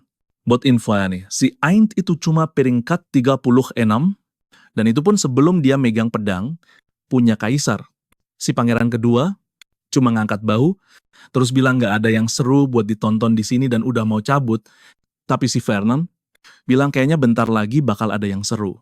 Dan bener aja, pas itu juga Ain langsung nyabet lebar-lebar lurus ke muka lawannya, sabetan yang nyerempet pipinya. Seragamnya sampai sobek, dan di momen itu dia baru sadar kalau seandainya pedang itu meleset dikit aja, badannya udah pasti kebelah jadi 2. Nah, sekarang bahkan 2 orang itu cowok-cowok sok keren yang tadi ngeremehin si pirang, jadi pada merhatiin juga tuh. Si Fernand sadar kalau Ain itu cuma keteteran di awal doang, soalnya si Dern mainnya barbar banget. Cuma kurang pengalaman tanding aja, tapi bakatnya jelas kelihatan banget. Dan pas dia udah mulai fokus, cuma butuh beberapa detik buat ngebantai cowok yang ada di peringkat 10 besar itu.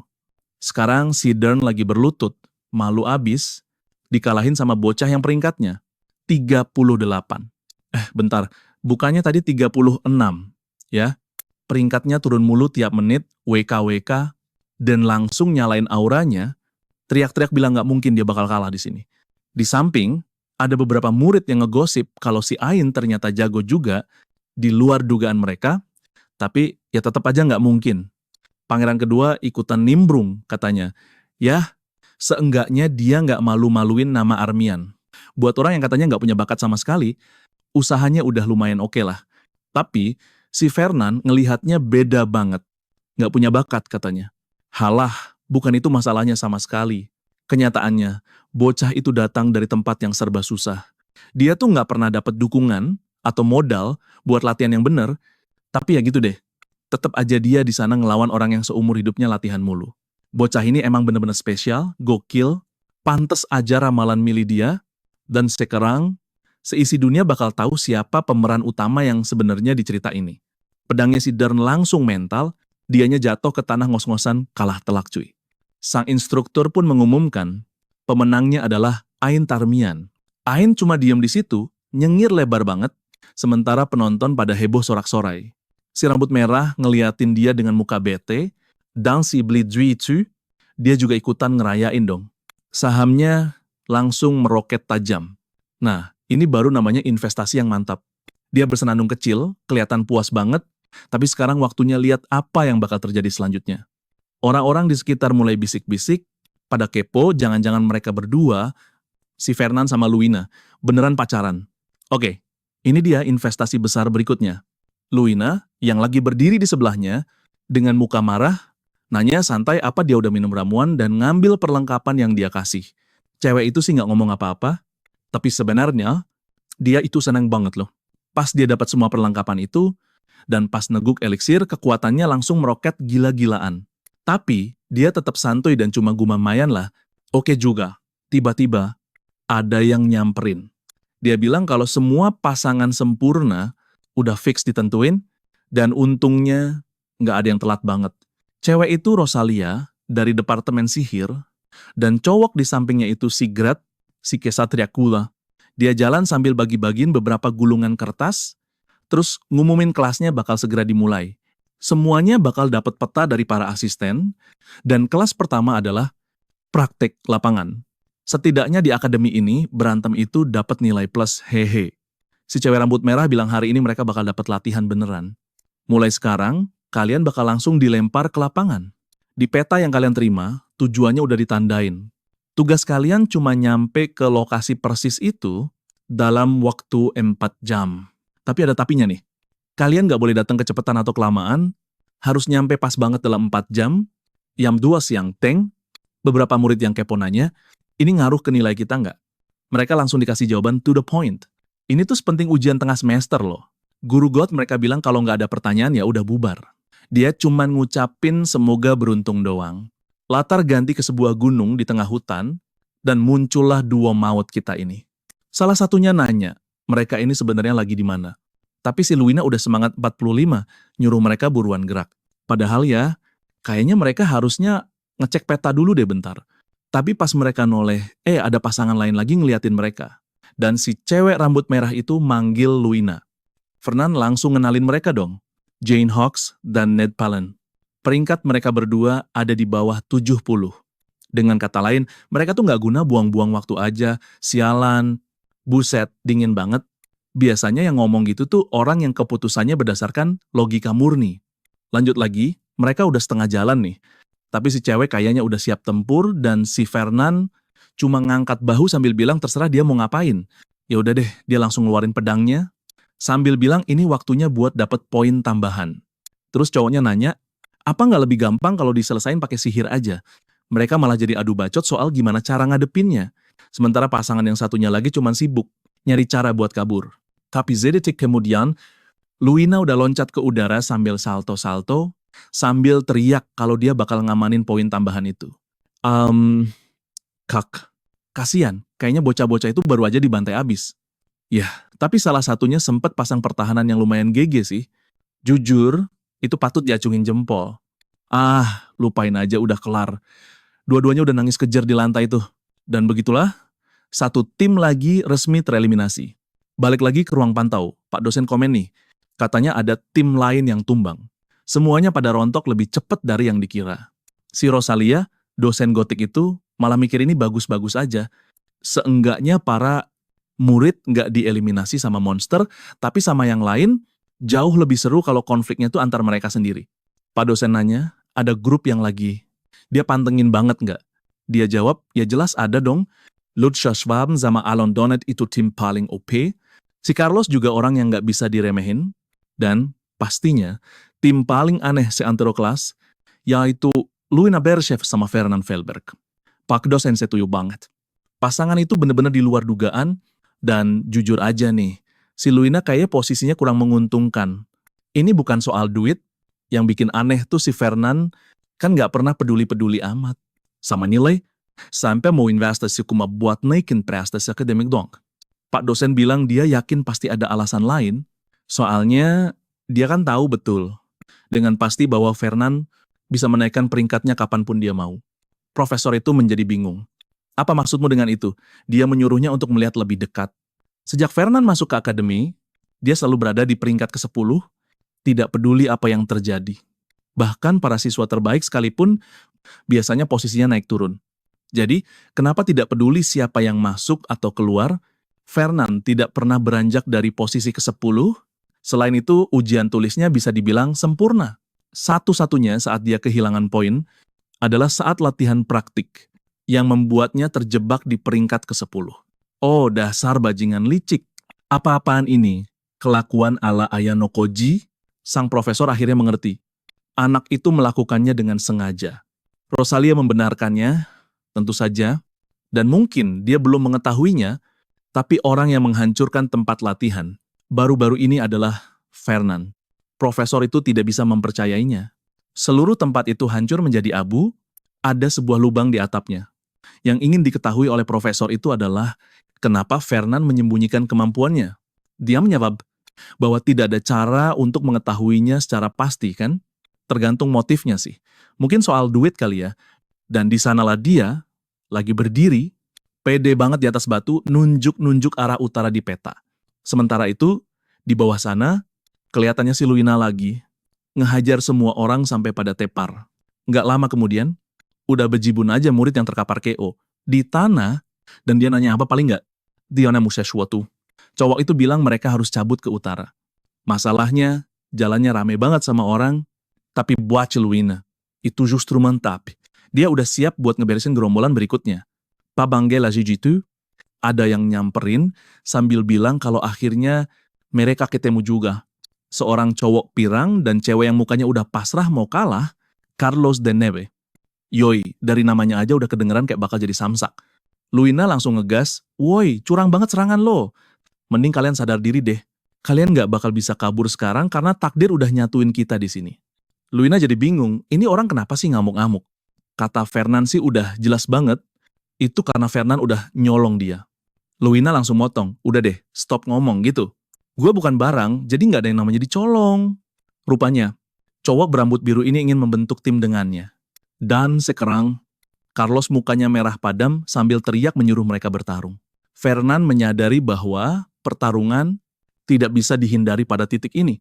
Luina berterima kasih padanya dan bilang kalau peringkatnya lebih tinggi. Artinya lebih banyak poin untuk mereka. Dia menyuruhnya untuk maju dan menyerang. Dia tahu tidak ada cara untuk menghentikannya. Paling-paling dia akan memberikan dukungan. Tapi cewek itu bilang dia tidak akan membutuhkannya. Mereka bahkan belum berkoordinasi sama sekali. Bagaimana mereka bisa sinkron? Sementara itu, Fernand sudah mengangkat bongkahan tanah dengan sihir. Sambil menyuruhnya untuk tidak khawatir.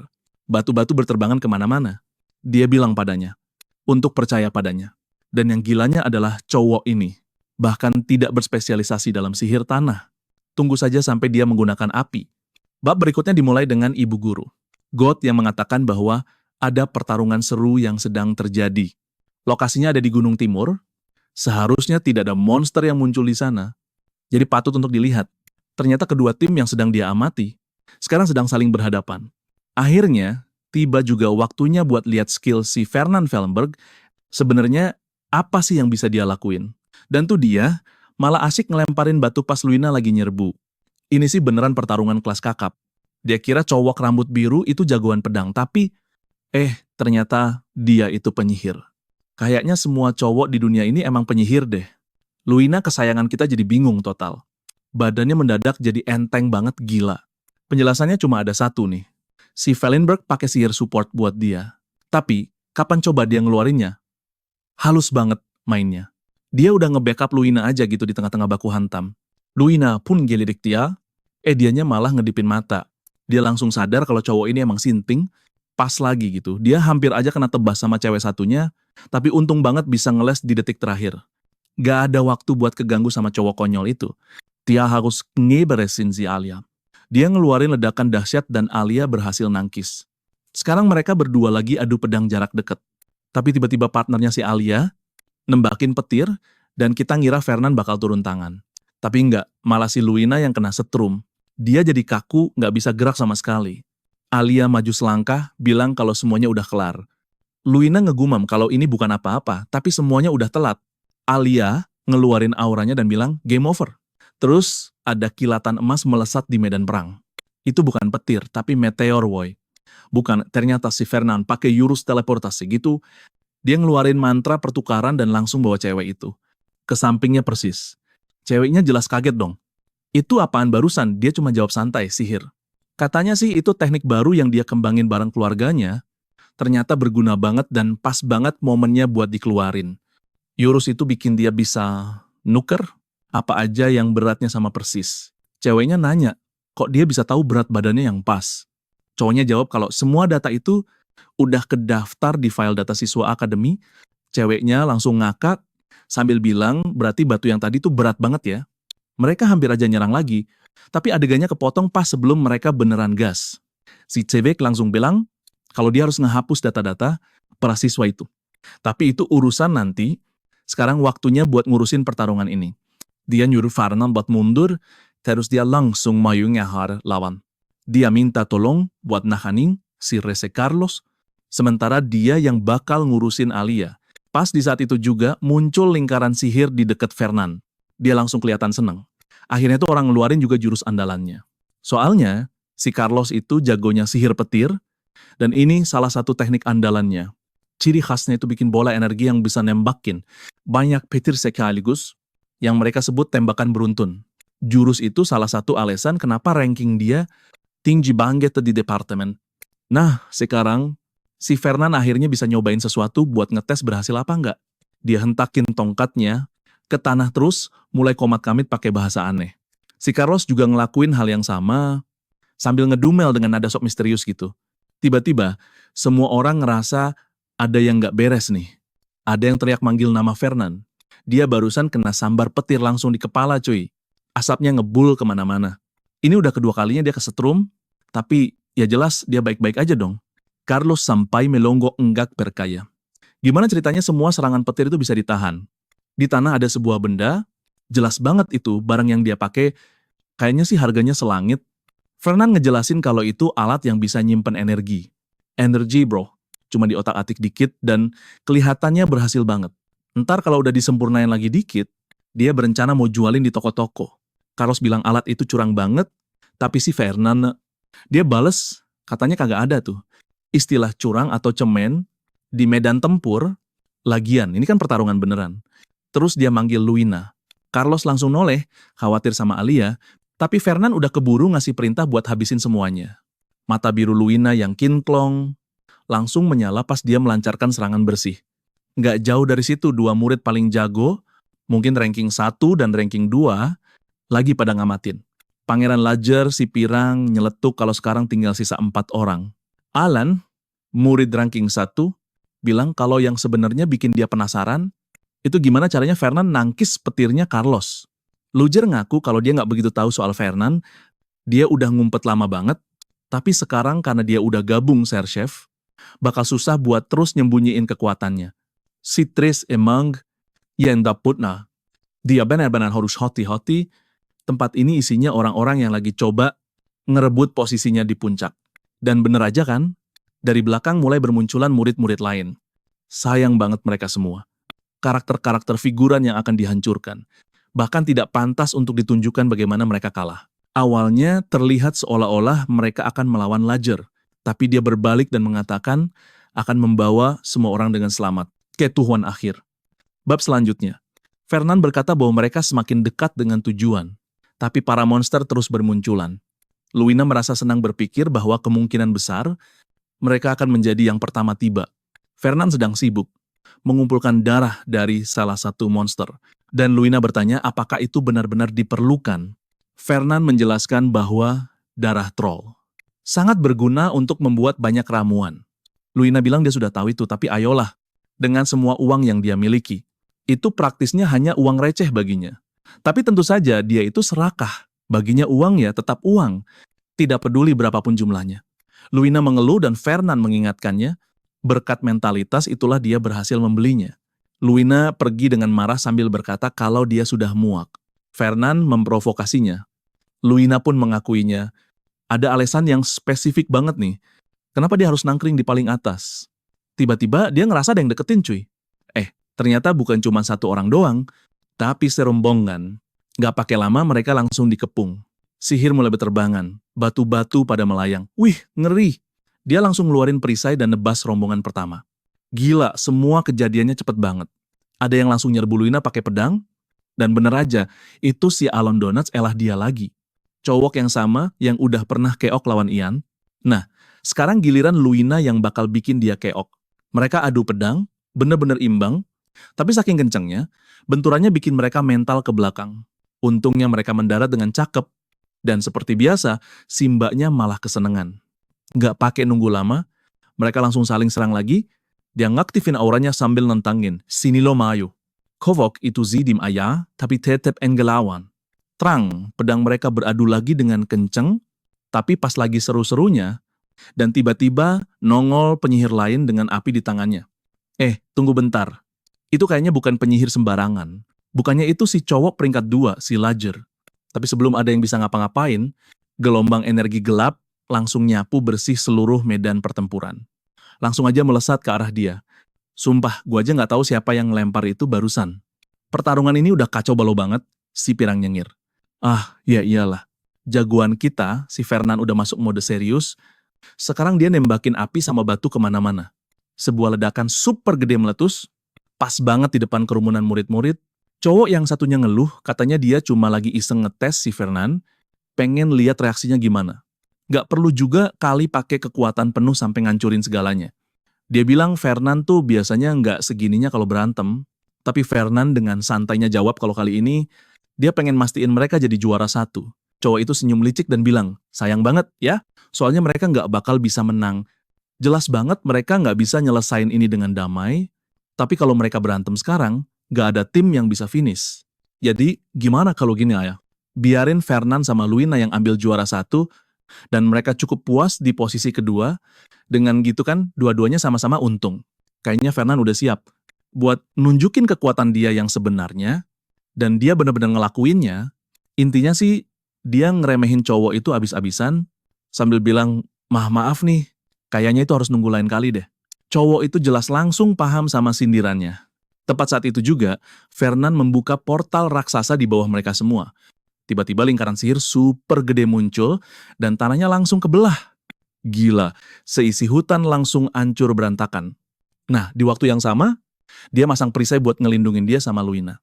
Ternyata, mereka udah nyiapin jebakan ini dari jauh-jauh hari, tapi ya, semuanya udah terlambat. Semua yang lain langsung disegel di dalam kepompong yang terbuat dari batu. Fernan manggil Luina, bilang udah waktunya buat cabut. Lo banter serius nih, mereka mau pergi gitu ya. Nggak mungkin banget ceritanya kelar segampang ini. Tapi beneran, kelar dong. Kepala sekolah ngasih selamat ke semua peserta dan ngumumin hasilnya. Juara 1, Luisa Berchef dan Fernan Velberg. 2 orang lainnya cuma bisa ngeluh dari posisi juara 2, udah kecapean parah. Fernan ngucapin selamat ke Luina atas hasilnya. Cewek tuh ngaku kalau dia nggak nyangka mereka beneran bisa jadi juara 1. Dia ngerasa ini nggak adil, soalnya mereka nggak ngelawan tim yang paling kuat. Tapi kata Fernan itu nggak penting. Yang penting pada akhirnya mereka menang juga. Ibu guru ngumumin kalau acaranya udah resmi selesai, dan ngingetin semuanya jangan pada keluyuran sembarangan. Pas itu, Luina nanyain soal Ain, terus Armian ngejelasin kalau dia ngeliat Ain tadi malam. Si Ain lagi latihan gitu, nggak sengaja nemu sesuatu yang menarik, dia ngegambarinya persis banget. Sama kayak cara Fernan ngegambarin Luina pas pertama kali ngeliat dia. Pertama kalinya nari pakai pedang. Tiba-tiba, si Fernan langsung facepalm dong. Awalnya sih kelihatannya dia cuma bingung atau gimana ya. Soalnya kan dia selama ini lagi getol-getolnya PDKT sama Luina. Sekarang gebetannya malah kelihatan kesemsem sama skill main pedangnya cowok lain. Tapi, bukan itu masalahnya. Ini ada sangkut pautnya sama ramalan cuy. Bagian lain dari ramalan itu baru aja kebongkar. Kayaknya sih, si Antarmian pernah ngulurin tangannya dan ngajak Luina buat jadi ksatrianya dia, tapi ditolak mentah-mentah. Nah sekarang si Fernan jadi makin puyeng, gak ngerti apa yang lagi terjadi, bahkan ramalannya aja jadi ngaco balau, tulisannya jadi acak adut semua, dia aja sampai gak bisa bacanya dengan benar. Kayaknya bakal ada bencana gede nih. Dan kayaknya yang jadi sasaran utamanya itu si Antarmian, tapi ada seorang satria cewek, yang pasang badan di depan dia dan sekarang alur ceritanya jadi berubah total. Ini sih udah nggak sesuai sama skenario masa depan sama sekali. Si Ain Tarmian nanya, lo ngapain sih?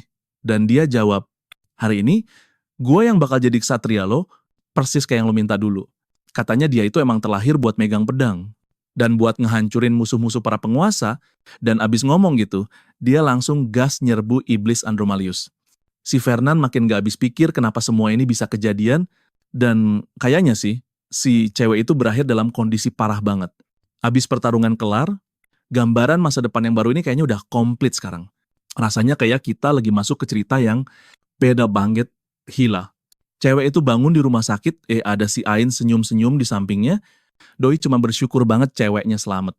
Tapi si cowok pirang itu sumpah mau ngehancurin para bedebah yang udah berani-beraninya.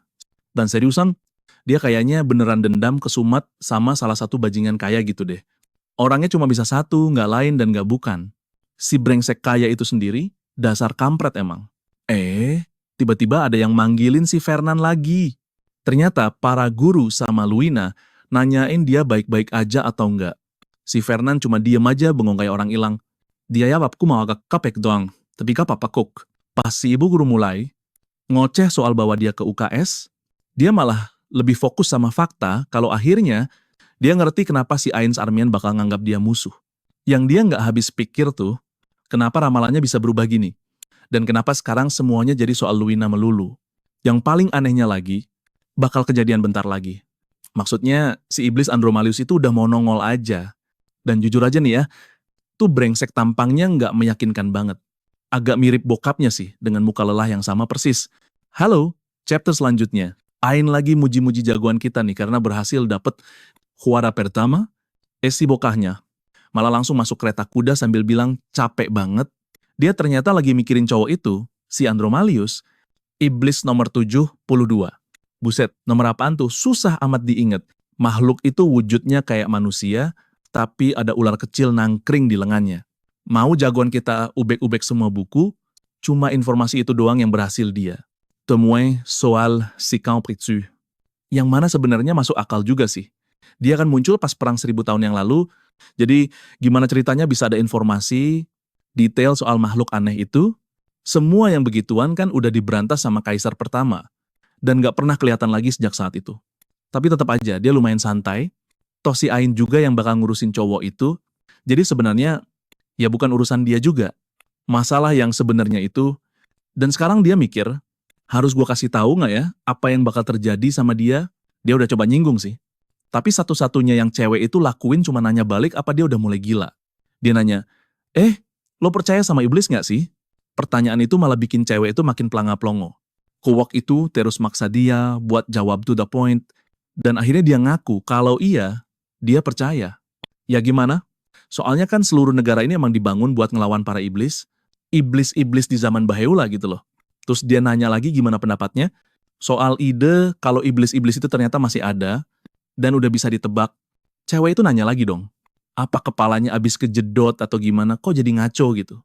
Nah, sekarang dia lagi duduk bengong di situ, mikirin gimana caranya biar cewek ini percaya, sampai akhirnya dia dapat ide cemerlang. Sebulan lagi, pas salah satu sesi, latihannya para ksatria, Ain bakal ngalahin Kalbunder, si orang terkuat nomor 2, dan dari situ, udah nggak ada lagi yang bisa nandingin dia. Tapi yang kalah di sini bukan cuma kalah berantem doang, enggak, ini lebih parah. Ibaratnya harga diri sama posisinya di keluarga, juga ikutan hancur dua-duanya. Si rambut merah ini sadar kalau dia salah besar udah ngeremehin Ain. Dia kira bocah itu bakal cupu, tapi ternyata dia salah total. Rasa frustrasi yang udah diubun-ubun itu, akhirnya bikin si Calbunder jadi gelap mata, dan ujung-ujungnya dia kerasukan iblis, dan itu kejadiannya pas banget di momen itu. Kalau cowok kita bisa manfaatin momen itu buat ngerayu dia, atau itu bisa jadi kesempatan yang pas banget. Oke, ganti Shen, yang bilang kalau kita gak bisa percaya, sama 2 keluarga yang lagi deketan itu. Satu-satunya yang dulu beneran ada di pihaknya dia, itu ya cuman keluarga Berchef. Ternyata cowok kita ini udah tahu soal obrolan si hantu gila bener. Dia udah punya hampir semua info. Yang dia butuhin buat jalanin rencananya, tapi masih ada beberapa bagian yang bolong. Dia tahu sih bagian-bagian yang hilang itu bakal muncul juga nanti, tapi kali ini kok ya lama banget munculnya, dan kayaknya dia harus menuhin semacam syarat gitu dulu. Entah apalah itu artinya. Scene-nya terus ganti ke Ain yang lagi di kamarnya, nginget-nginget lagi semua kejadian, Atau gimana ceritanya cowok kita itu bisa jadi nomor satu di mata cewek dari keluarga berchef itu. Si hantu bilang itu semua berkat dia yang datang dari keluarga baik-baik. Gak mungkin banget si Fellingberg itu ngebantu. Dasar kampret, dia itu cuma peduli sama duit. Tapi si Ain ngejelasin kalau zaman sekarang keluarga Fellingberg jauh lebih berpengaruh daripada keluarga berchef. Si hantu jadi nyalahin diri sendiri deh. Bilang kalau semua ini gara-gara dia dukung para bajingan itu 1000 tahun yang lalu. Tiba-tiba, dia dapat ide cemerlang dan nyuruh si Ain buat minta duit ke cowok Fellberg itu. Si pirang ini jadi bingung dong. Tapi si hantu kekau bilang kalau ini tuh kesempatan emas banget, apalagi si Fernand kelihatannya beneran naksir dia. Si hantu yakin banget kalau cowok itu pengen bangun zemakam hubungan antara keluarga Armian dan keluarga Fellingberg. Mereka tuh selalu pakai duit sebagai pancingan buat dapetin apa yang mereka mau. Nah, sekarang Ain jadi kepikiran, jangan-jangan Fernand deketin dia cuma karena ada maunya. Keluarganya kan udah bangkrut total, jadi emang apa yang bisa dia tawarin coba? Si hantu nyuruh dia buat berhenti ngerendahin diri sendiri kayak gitu. Katanya, alasannya itu nggak penting, dia yakin 100% kalau seorang Fellingberg pasti begitu kelakuannya. Soalnya kelihatannya sih, tapi si Ain yang polos ini bilang nggak mungkin banget. Cowok kita itu ngelakuin hal kayak gitu. Menurut dia, Fernand itu orang yang tulus dan baik hati. Waktu pertama kali mereka ketemu aja, dia langsung ngasih Ain sebuah gelar yang tinggi banget cuma buat ngebantu dia doang. Sama sekali nggak kelihatan kalau cowok itu dingin dan penuh perhitungan. Katanya sih bakal nggak keren banget kalau minta duit. Si hantu malah ngomel-ngomel, ngingetin dia kalau kaisar pertama aja, yang kekuatannya dewa banget itu, beda jauh sama dia, butuh bantuan juga. Jadi mendingan dia belajar cara melas-melas. Biar dapat duit dari keluarga Fellingberg. Oke, kan dia itu geng. Ain galau parah, nggak bisa ketemu sama Fernand. Kata Ain, si Fernand pasti lagi sibuk banget. Cowok itu kan harus ngurusin serikat pedagang, ditambah lagi dia masih harus lanjutin sekolahnya. Ain cuma minta satu hal yang harus mereka tahu. Dia itu bukan orang sembarangan, dia itu Ain, tahu, Ain. Tapi si Fernand jawabnya malah bilang dia lagi sibuk banget dan nyuruh dia balik lagi nanti. Ya udah, si Ain langsung putar balik. Mau gimana lagi coba? Udah datang jauh-jauh buat minta duit, sekarang malah pulang dengan tangan kosong, rasanya malu banget sumpah. Tapi dari jendela, si Fernand lagi ngeliatin dia. Dia ngerasa ada yang aneh, soalnya dia bahkan belum nebar umpan yang cukup buat bikin si Ain. Coba nonggol kayak gitu. Aid masuk dan bilang kalau dia udah nyuruh anak itu pulang, terus dia nanya kenapa. Si Fernand malah ngejauhin dia, padahal beberapa hari lalu bilangnya mau deketin dia. Kata Fernand sih, soalnya aneh aja dia datang. Tiba-tiba banget gitu. Soalnya semua yang nyariin keluarga Fellberg biasanya tuh punya alasan yang jelas banget. Dia tahu kenapa si Ain datang, dan justru itu yang bikin dia makin curiga. Nggak wajar aja gitu orang kayak dia. Datang yau-yau cuma buat minta duit. Makanya dia usir aja sekalian. Firasatnya sih, si Ain itu datang buat minta tolong, walaupun kayaknya gengsi gitu mau ngaku. Dan buat sekarang, mendingan jangan nawarin apa-apa dulu, kecuali kalau udah bener-bener percaya sama tuh bocah. Si Hyde mikir, hari ini dia kayaknya overthinking banget deh. Buang-buang tenaga mikirin keturunan dari keluarga yang udah bangkrut, tapi Fernand cuma bilang kalau bocah itu punya bakat.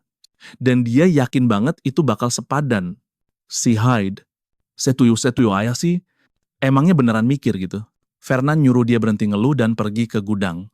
Keluarga buat ngambil beberapa eliksir. Kayaknya sih, itu yang mau dia kasih ke Ain. Kata Hyde, itu berisiko banget. Kalau mereka ngasih salah satu eliksir super langka itu dan ternyata nggak ngaruh, mereka pakai rugi penta. Tapi kata Fernand, kalau yang paling mahal aja nggak mempan, ya tinggal bikin aja yang lebih mahal lagi. Di hidup ini, kalau lo emang belum berhasil, itu artinya duit yang lo keluarin kurang banyak, sob. Balik lagi ke kamarnya si Ain, hantu kecilnya rada shock gitu. Ngelihat kelakuan mereka yang nekat banget, gimana nggak orangnya aja nggak datang sendiri, cuma nyuruh pelayannya doang. Untungnya sih mereka masih ngirim surat permintaan maaf. Katanya dia mau ngecek isinya, soalnya keluarga Fellingberg kan biasanya, ya gitu deh, sopan banget orangnya. Di dalam suratnya, yang artinya tuh kayak senior atau orang yang lebih berpengalaman gitu, dan itu bener-bener bikin si hantu ngamuk. Tapi yang bikin Ain salah fokus itu hadiahnya. Dia langsung ngecek barangnya. Isinya tuh eliksir yang ada roh burung sucinya. Dan ini cocok banget buat gaya pedang Armian. Di momen itu juga, meskipun dia nggak ngasih duit, dia tetap ngasih sesuatu yang harganya selangit. Sementara si N jadi heboh sendiri, dia bilang emang dari dulu udah tahu kalau Fernan itu baik hati. Sekarang dia jadi makin semangat banget buat terus berjuang biar bisa setara sama ekspektasinya si Fernan. Lanjut chapter berikutnya, Fernan nanya gimana hasilnya. Gampang banget ngalahin si Faren Kalbunder, padahal si Faren itu punya jurus pedang andalan. Levelnya udah beda. Augazi ait pena-pena gila sih. Fernan nanya, itu gara-gara eliksir yang dia kirim bukan? Ed bilang sih kayaknya ngaruh dikit, tapi ngelihat senyum liciknya Fernan, Hyde bilang kayaknya Ed bakal menang mau pakai atau nggak pakai ramuan itu. Fernan kumaya bab penting. Ya, mana kita tahu kan? Yang penting sekarang, sesuai ramalan, Faren udah kalah telak, dan sekarang dia bakal dirasuki iblis. Dia nyuruh si Hyde buat mata-matain Faren Kalbunder dari deket, dan cari tahu apa rencananya, dia harus tahu segalanya. Kapan, dan gimana caranya si Faren ini bakal kontak sama iblisnya. Dia juga minta buat merhatiin Pena-Bena, kemana dia pergi, nongkrong sama siapa, dan ngobrolin apa. Si Hyde kelihatannya ogah-ogahan, tapi Fernan maksa. Pokoknya dia harus tahu semua gerak-gerik Faren. Hari-hari berlalu dan gak lama, kemudian Fernan mulai dapat laporan tentang semua hal, mulai dari kapan si Faren ke toilet, sampai pas dia lagi latihan, tiap kelas yang dia ikutin, dan sama siapa aja dia ngobrol. Udah 2 minggu operasi mata-mata ini jalan, tapi masih gitu-gitu aja. Fernan yakin ada yang gak beres. Soalnya menurut timeline ramalannya, para iblis itu harusnya udah pada nongol, dan proses kehancuran juga seharusnya udah dimulai. Kayaknya si Hyde ini kerjanya males-malesan, atau jangan-jangan detail ramalannya yang ngaco. Soal kerasukan itu, ternyata mereka salah total. Ramalannya bilang, setelah dibikin keok sama si Ain, alias Ziu, Faren bakal ngamuk parah dan nantangin dia lagi. Pas ujian tengah semester, tapi ya gitu deh, hasilnya udah ketebak dari awal. Si Ain, yang udah digembleng sama arwahnya Gardner, bakal ngebantai dia abis-abisan dan beneran aja dong. Dia dibikin kapau, sampai tuh bocah tergeletak pingsan di tanah. Tapi, yang si Ain kagak sadar adalah ada energi iblis aneh bin ajaib yang mulai nyusup ke badannya Faren. Ujuk-ujuk, si Fernan melek, udah pagi. Kayaknya dia bablas tidur semalaman suntuk dan ngimpiin semua ramalan itu. Cuma kali ini beda, nggak kayak sebelumnya, yang visinya datang tiba-tiba gitu aja. Ini lebih kerasa kayak mimpi doang. Biar gitu, kayaknya dia akhirnya ngeh juga kapan persisnya si Faren bakal kesurupan pas ujian tengah semester, setelah dihajar habis-habisan sama Ain. Dan yang paling parahnya nih ujian itu. Buset hariin kui. Sumpah, ramalan sialan itu datangnya dadak banget. Dia kagak nyangka bakal kejadian sekarang juga. Terus si Hyde masuk dan nyindir, tumben-tumbenan dia bangun pagi, katanya udah waktunya sarapan. Tapi dia malah lihat Fernan lagi ngepak-ngepak banyak barang. Di portalnya, lengkap sama tameng yang kayaknya nyomot dari game Zelda, dan langsung nanya ada apa nih. Fernan cuma bilang mau nonton pertarungan anak-anak kelas 1. Dan kayaknya dia butuh bala bantuan, makanya si Hyde kudu ikut. Tapi ogah banget, si Hyde nolak mentah-mentah. Ternyata dia dipanggil ke wilayahnya si Duke dan si Fernan, ya oke-oke aja, bilang gak apa-apa. Dia bakal ngajak orang lain, meskipun menurut Hyde ini aneh banget. Soalnya dia tahu si Fernan kan nolep di akademi ini mana punya temen. Fernan langsung ngeles bilang itu fitnah. Iya, dia punya temen kok beneran. Lihat nih, teman-teman yang dia beli pakai duit. Si Luina yang jadi bingung, pengen tahu dia lagi ngomongin apaan sih. Cowok itu bilang ke dia kalau butuh pengawal, buat ngambil semacam ramuan gitu.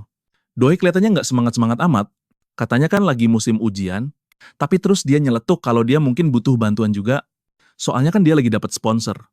Dia langsung bilang, oke, gue ikut.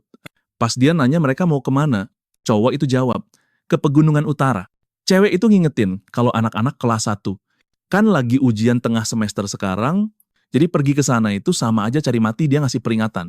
Kalau sampai gangguin uyannya, bisa-bisa mereka berdua dikeluarin, makanya dia was-was. Tapi abis itu, dia langsung nge.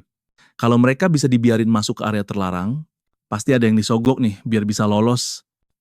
Dianya malah cengengesan, sambil bilang kalau para guru ternyata gampang diajak kompromi, tapi tiba-tiba si cewek bilang mau balik ke asrama dulu. Si cowok nyuruh dia buruan balik lagi, katanya mereka nggak bakal ketahuan kok. Emangnya satria macam apa yang suka ingkar janji? Kata si cowok. Si cewek jawab kalau bukan, gitu masalahnya, dia cuma kelupaan bawa pedang mungilnya. Si cowok langsung nyuruh dia cepetan, Ntar juga baliknya sambil loncat-loncat dan nyanyi-nyanyi girang. Udah jelas, mereka berdua emang harus ada di tempat itu, biar nama mereka kecatat di daftar hadir, dan bener aja, mereka udah di sana. Fernan ngingetin ceweknya kalau dia udah bayar guru biar mereka bisa nyelonong masuk, tapi tetap aja, mereka nggak boleh sampai ketahuan. Ceweknya langsung ngomelin dia dong, bilang kalau dia udah tahu ini tuh cara-cara licik, dan dia tetap aja nekat ngelakuinnya, itu malah bikin masalahnya jadi makin parah. Si cowok malah bilang kalau dia itu emang cewek yang lurus banget, dan dia bakal ngecek kemana mereka harus pergi. Dia inget-inget samar lokasi yang ada di peta, itu kan tempat pertarungannya si Ain, dan akhirnya dia bakal berhadapan langsung sama Ain. Si Faren, yang udah mau berubah jadi iblis, bareng cewek yang pas di sisinya, ngajak dia buat jalan bareng, tapi si cewek masih aja kepikiran. Gimana ceritanya si Fernan kampret itu bisa dapat peta lengkap seluruh area ujian, kobah. Udah pasti tuh si brengsek nyogok gede ke pengawasnya. Si Fernan nyuruh dia berhenti ngomel dan buruan jalan, tapi tiba-tiba suasananya jadi aneh banget. Luina nanya, itu barusan suara monster bukan sih? Si Fernan juga langsung ngerasa ada yang ganjil. Dia bilang mereka harus nolongin para maba. Si kampret itu nyuruh dia tunggu dulu, tapi dianya malah langsung ngibrit ke depan. Dia teriak-teriak kalau ada yang pingsan, tapi untungnya mereka kayaknya pasang mantra pertahanan, jadi mereka berhasil selamat. Cuma masalahnya nih, makhluk di area sini biasanya nggak sebarbar itu. Fernan nggak nyangka, anjir udah dimulai ternyata. Dan lagi-lagi, auman serem itu menggema di antara pepohonan. Luina nanya, ini sebenarnya ada apaan sih? Di depan mata mereka, kenapa coba seisi hutan bisa meledak-ledak gitu? Terus dia nanya lagi, pas dia noleh ke samping, ada sesuatu yang lagi nyamperin. Dan ternyata, wujudnya orc yang lagi nenteng gada. Tapi Luina tidak ragu, dia memotong dengan bersih lengannya, membuat potongan itu jatuh ke tanah. Tapi makhluk itu terus maju dan dia kebingungan. Dia baru saja memotong lengannya. Kenapa dia tidak berhenti? Lalu, bongkahan batu mulai berterbangan. Jangan khawatir, si Raja Duit secara pribadi sedang melemparkan batu-batu besar ke punggungnya. Monster itu terus menyerang, dan bagaimanapun juga lebih banyak batu menghantam dadanya secara beruntun. Luina berhasil berlari melewatinya, dia melompat dari sebatang pohon dan menghindari serangan lain di udara. Dia mendarat di samping Fernan. Dia bingung, bertanya apa-apaan yang sedang terjadi. Fernan pun menjelaskannya. Itu adalah makhluk yang sudah mengamuk. Dalam keadaan itu dia tidak merasakan sakit apapun. Monster Yanes ini berada di level yang sepenuhnya. Dan dia terobsesi untuk membunuh setiap makhluk hidup yang dilihatnya. Dia ingin tahu kenapa bisa begitu, dan tentu saja Fernan sudah punya tukang. Ini karena ramalan-ramalan dan semua yang akan datang. Sementara para guru sibuk menghadapi monster-monster itu, Baren akan menyerang Ain. Helas saja. Tapi ya namanya juga cerita, si tokoh utamanya malah ngebangkitin kekuatan baru, dan akhirnya menang dengan gampangnya. Luina nyuruh Fernan berhenti ketawa dan jawab pertanyaannya, sebenarnya itu monster apaan sih? Dia cuma ngangkat tongkatnya dan bilang buat tenang, nggak ada yang perlu dikhawatirin. Dia bakal beresin si bajingan itu dulu. Kita lihat petanya mulai hancur, ramalannya mulai buyar, masa depan lagi berubah. Siapa yang tahu coba? Seseorang terhempas ke tanah, kalah telak, sambil manggil-manggil Ain. Armian, si cowok kasihan berambut merah yang udah dikalahin, dia bilang ke Ain, jangan membelakanginya. Dan ini semua belum berakhir. Tapi Ain cuma bilang buat nerima aja, udah kelar, dia udah kalah lagi. Meskipun kata-kata itu jelas banget, kata-kata itu bikin si cowok jadi kaku. Dia keinget sama si Pirang, entah bapaknya atau mungkin temennya, yang bilang kalau dia jelas-jelas berharap terlalu banyak dari dia. Dia udah gagal memenuhi ekspektasi sang pangeran, dan sekarang dia bakal dipermaluin sama bapaknya. Sekali lagi, kalau begini terus, dia bisa kehilangan tempatnya di keluarga. Gimana pun caranya dia harus menang pertarungan ini. Kali ini dia harus menang. Wih, si Ain Armian, tiba-tiba ada bayangan ngeblur langsung nyerbu dia, garga, sambil teriak, ini belum kelar, woi. Tapi si Ain malah noleh sambil senyum santai. Sementara tuh orang udah kayak mau meledak saking emosinya. Tetap aja cuma butuh beberapa pukulan telak dan dia langsung jatuh kayak sampah ke tanah. Si Ain ketawa ngakak, sambil bilang kalau lucu banget lihat orang ini niatnya kebangetan, padahal cupu abis. Bikin malu aja, nyerang dari belakang gitu, nggak ada harga dirinya sama sekali. Ain langsung balik badan terus cabut, sementara roh pendampingnya masih aja ngeyekin tuh orang, dikatain cacing yang bikin jelek nama para ksatria. Balik lagi ke duo dinamis kita, kayaknya mereka baru aja beres ngalahin monster, Terus si Luina ngomong ke Fernand, please deh nyerah aja soal eliksir ini. Hutan ini bahaya banget tau. Tapi Fernand malah bilang, ayolah Luina, kamu barusan bisa ngalahin salah satu dari mereka loh. Itu bukti kalau aku bisa lanjut. Si cewek nanya apa dia udah gila, dia malah nanya balik. Dia bilang eliksir itu harganya selangit. Dan lagi pula, biarpun makhluk-makhluk itu ganas banget, ujung-ujungnya juga mati. Nah, di situ si cewek langsung protes. Tuhan, aku tahu bakal kayak gini. Pantesan aku diseret buat jadi pengawal. Si cowok bilang, enggak. Jelas enggak lah. Lagian dia kan bukan cenayang, bener gak? Si cewek masih aja belum yakin. Katanya sih semua ini rasanya aneh banget. Tapi si Fernand cuma bilang ada urusan yang harus dia selesain. Eliksirnya itu penting banget katanya. Terus dia langsung ngacir pergi, sementara si cewek teriak-teriak ngatain dia gila. Nggak lama kemudian, mereka nemuin seseorang lagi terkapar di tanah. Luina jelas-jelas bingung, mikir apaan coba hubungannya sama eliksir. Tapi pas Fernand lihat rambut merahnya, dia langsung ngeh. Itu kan si cupu yang waktu itu mereka gebukin. Luina nyuruh dia diem di tempat biar dia aja yang samperin ngecek. Pas udah deket, dia ngelihat si Faren Kalbunder, atau Kalbunder Faren, bodo amat lah namanya dibolak-balik juga. Kata Luina, kayaknya nih orang abis dihajar sampai bonyok, padahal kan dia jago. Siapa coba yang bisa ngalahin dia? Si Fernand langsung ngajak cabut, tapi Luina oke. Katanya, gila aja ninggalin orang tergeletak gitu. Pas dia lahi asyik ngose, kowok itu. Tiba-tiba mulai bangkit dari belakangnya. Sontak, dia ngerasain hawa aneh dan langsung mundur selangkah, sambil nanya, aura apaan nih anjir? Serem banget. Dia belum pernah ngerasain yang beginian sebelumnya. Rasanya beda banget sama Kalbunder yang dia kenal. Fernand nyeletuk, itu energi iblis woy. Ternyata, pada saat itu juga, si brengsek itu udah kerasukan. Yang bikin Fernand heran, si cowok itu. Harusnya udah ngebangkitin kekuatannya. Iblisnya muncul pas banget abis dikalahin sama si Aim, tapi sekarang kayaknya tujuannya udah beda deh. Ada yang aneh cuy. Si iblis bahkan udah mulai ngambil alih seluruh badan Kalbunder. Gila. Dan biarpun Luina kelihatan bingung, Fernand udah paham cuma dari ngeliat mata cowok itu doang. Udah telat banget, nggak ada yang bisa dilakuin lagi. Tapi dia, sebaliknya, masih aja pengen naklukin Kalbunder gimana pun caranya. Si Fernand bukannya bantuin, malah cuma nepuk pundak Luina dan bilang, suruh balik badan selama 10 menit. Pas Luina balik badan lagi sambil nanya, hah, apaan sih? Dianya udah ngilang aja. Dan pas banget di momen itu, Kalbunder langsung nyerbu ke arahnya, pedang udah di tangan, Luina teriak nyuruh dia tenang, bilang ini berchef, tapi zong. Ini mah udah duel abis-abisan, nggak pakai nahan-nahan, dengan kekuatan gelap yang dilepasin gitu aja. Pedang mungilnya ngelawan pedang raksasa punya cowok itu, dan dia langsung sadar, buset, kuat banget. Kalau begini terus, mana mungkin dia bisa menang, jadi, wush, dia langsung ngaktifin auranya. Cowok itu langsung kejengkang kayak orang bego, tapi di detik yang sama dia udah pulih lagi dan nyerang balik ke arahnya. Luina teriak-teriak nyuruh dia sadar, nyuruh balik normal, tapi dianya. Dan cewek itu kepaksa harus mundur. Sekali lagi cowok itu udah basah kuyup sama cairan. Itu, aura terkutuk sementara si cewek bersinar dengan pedang glowingnya. Dia nyerang kayak orang kesetanan, tabrakan, adu pedang lagi bro. Dan seisi hutan, sampai getar gara-gara ledakannya. Dia berhasil mendarat dengan mulus, tapi langsung sadar kalau ada sesuatu yang nggak beres. Energinya lagi dikuras abis sama kekuatan iblis itu. Gila, gimana caranya coba buat ngalahin lawan yang modelannya begini? Kalau begini terus, bisa-bisa bensinnya habis duluan nih. Nah, pas itu, si Fernand tiba-tiba nongol sambil manggil namanya. Dia langsung nanya, kemana aja dia tadi? Atau kok bisa-bisanya ngilang gitu aja?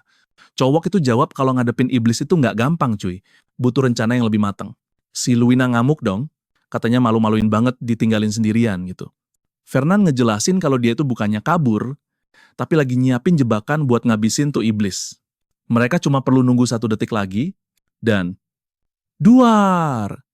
Formasi batu nongol dari tanah, nilimpak Kalbunder ke udara. Terus dari atas, hujan panah api langsung nyerbu dia, ngehantam dia balik ke tanah. Itu tadi combo Street Fighter apa gimana weh? Sampai Luina aja teriak ke dia, nggak usah lebay juga kali. Woi, lu hampir aja ngekill tuh orang. Fernand nyuruh dia santai, katanya dengan energi iblis kayak gitu. Dia nggak bakal mati segampang itulah. Malahan, dia suruh lihat baik-baik, Soalnya semua itu malah bikin dia makin ngamuk aja. Luina coba ngomongin sesuatu yang dia sadari pas berantem tadi, tapi dicuekin abis sama si Fernand. Malah dia bilang harus pakai barang ini. Dian keluarin kristal Segedekaban. Yap, udah pasti ini kekuatan pay to win lagi. Api makin banyak ngegulung di sekitar si rambut merah. Sekarang dia kelihatan bener-bener udah kerasukan parah. Api langsung nyelimutin dia dan akhirnya dia ambruk gosong dan kalah telak. Fernand ngehela napas lega sambil bilang operasinya sukses besar. Tapi si Luina nyeletuk kalau item yang dia pakai itu harganya mahal gila. Jadi apa itu bukan rugi bandar namanya. Si Fernand setuju sih. Tapi katanya barang kayak gitu emang buat dipakai. Luina mikir itu lebay, tapi Fernand tetap yakin ngalahin orang kerasukan itu emang gak gampang. Lagian dia juga tahu kok si Bareng Kelbunder sejauh ini harusnya dia itu salah satu pilar penghancuran dunia. Dan disitulah dia baru ngeh di cerita aslinya dan ngebangkitin kekuatan sejatinya dari pertarungan itu. Yap, di momen itu dia baru ngeh. Emang sih, Ain nantinya bakal lebih dewa dari Luina, tapi kan sekarang pas dia baru aja masuk akademi, jelas Luina masih jauh lebih jago dari dia. Yang artinya si Fernand sama sekali nggak perlu pakai item semahal itu. Kayaknya cewek itu bisa ngatasin sendiri deh. Dan Ain juga ujung-ujungnya pasti bisa. Dia langsung ngegeplak kepala Fernand, nyuruh dia sadar, soalnya yang ada di otaknya sekarang cuma mikirin berapa banyak duit yang dia buang buat kekonyolan ini. Katanya, fokus Fernand udah buyar dan dia harus konsen lagi. Tapi pa bangge momen itu, si Kalbonder mulai bangkit lagi, dong. Tiba-tiba dia nerjang buat nyerang lagi, tapi badannya udah oleng parah dan goyang-goyang kayak monyet kesurupan. Dan si Fernand langsung aja nonjok mukanya sambil teriak, berapa banyak duit yang harus gua keluarin buat ngalahin bedebah ini. Kalbonder langsung pingsan di tempat, kalah dengan cara paling ngenes sedunia. Chapter berikutnya, Kalbonder siuman, nanya apa kejadian tadi itu beneran. Dia nggak bisa percaya, hal kayak gitu mana mungkin nyata. Fernand cuma jawab dengan ketus, rekaman dari bola itu jelas-jelas nunjukin itu elu. Kerasukan iblis, hal kayak gitu nggak bisa dibohongin bro. Kalbonder masih aja kekeh kalau dia nggak inget pernah berantem sama Einerman sama sekali, atau apapun soal pertarungan itu. Fernand cuma jawab, itu karena pas dia ngelawan si Ain, dia itu udah mulai kerasukan. Kalbonder langsung ngebela diri dong, katanya dia boro-boro ngobrol sama iblis, ketemu ayah kagak pernah. Lah terus gimana ceritanya bisa kerasukan coba? Fernand bilang dia lagi males ngejelasin panjang lebar, dan nyuruh dia nonton rekamannya aja.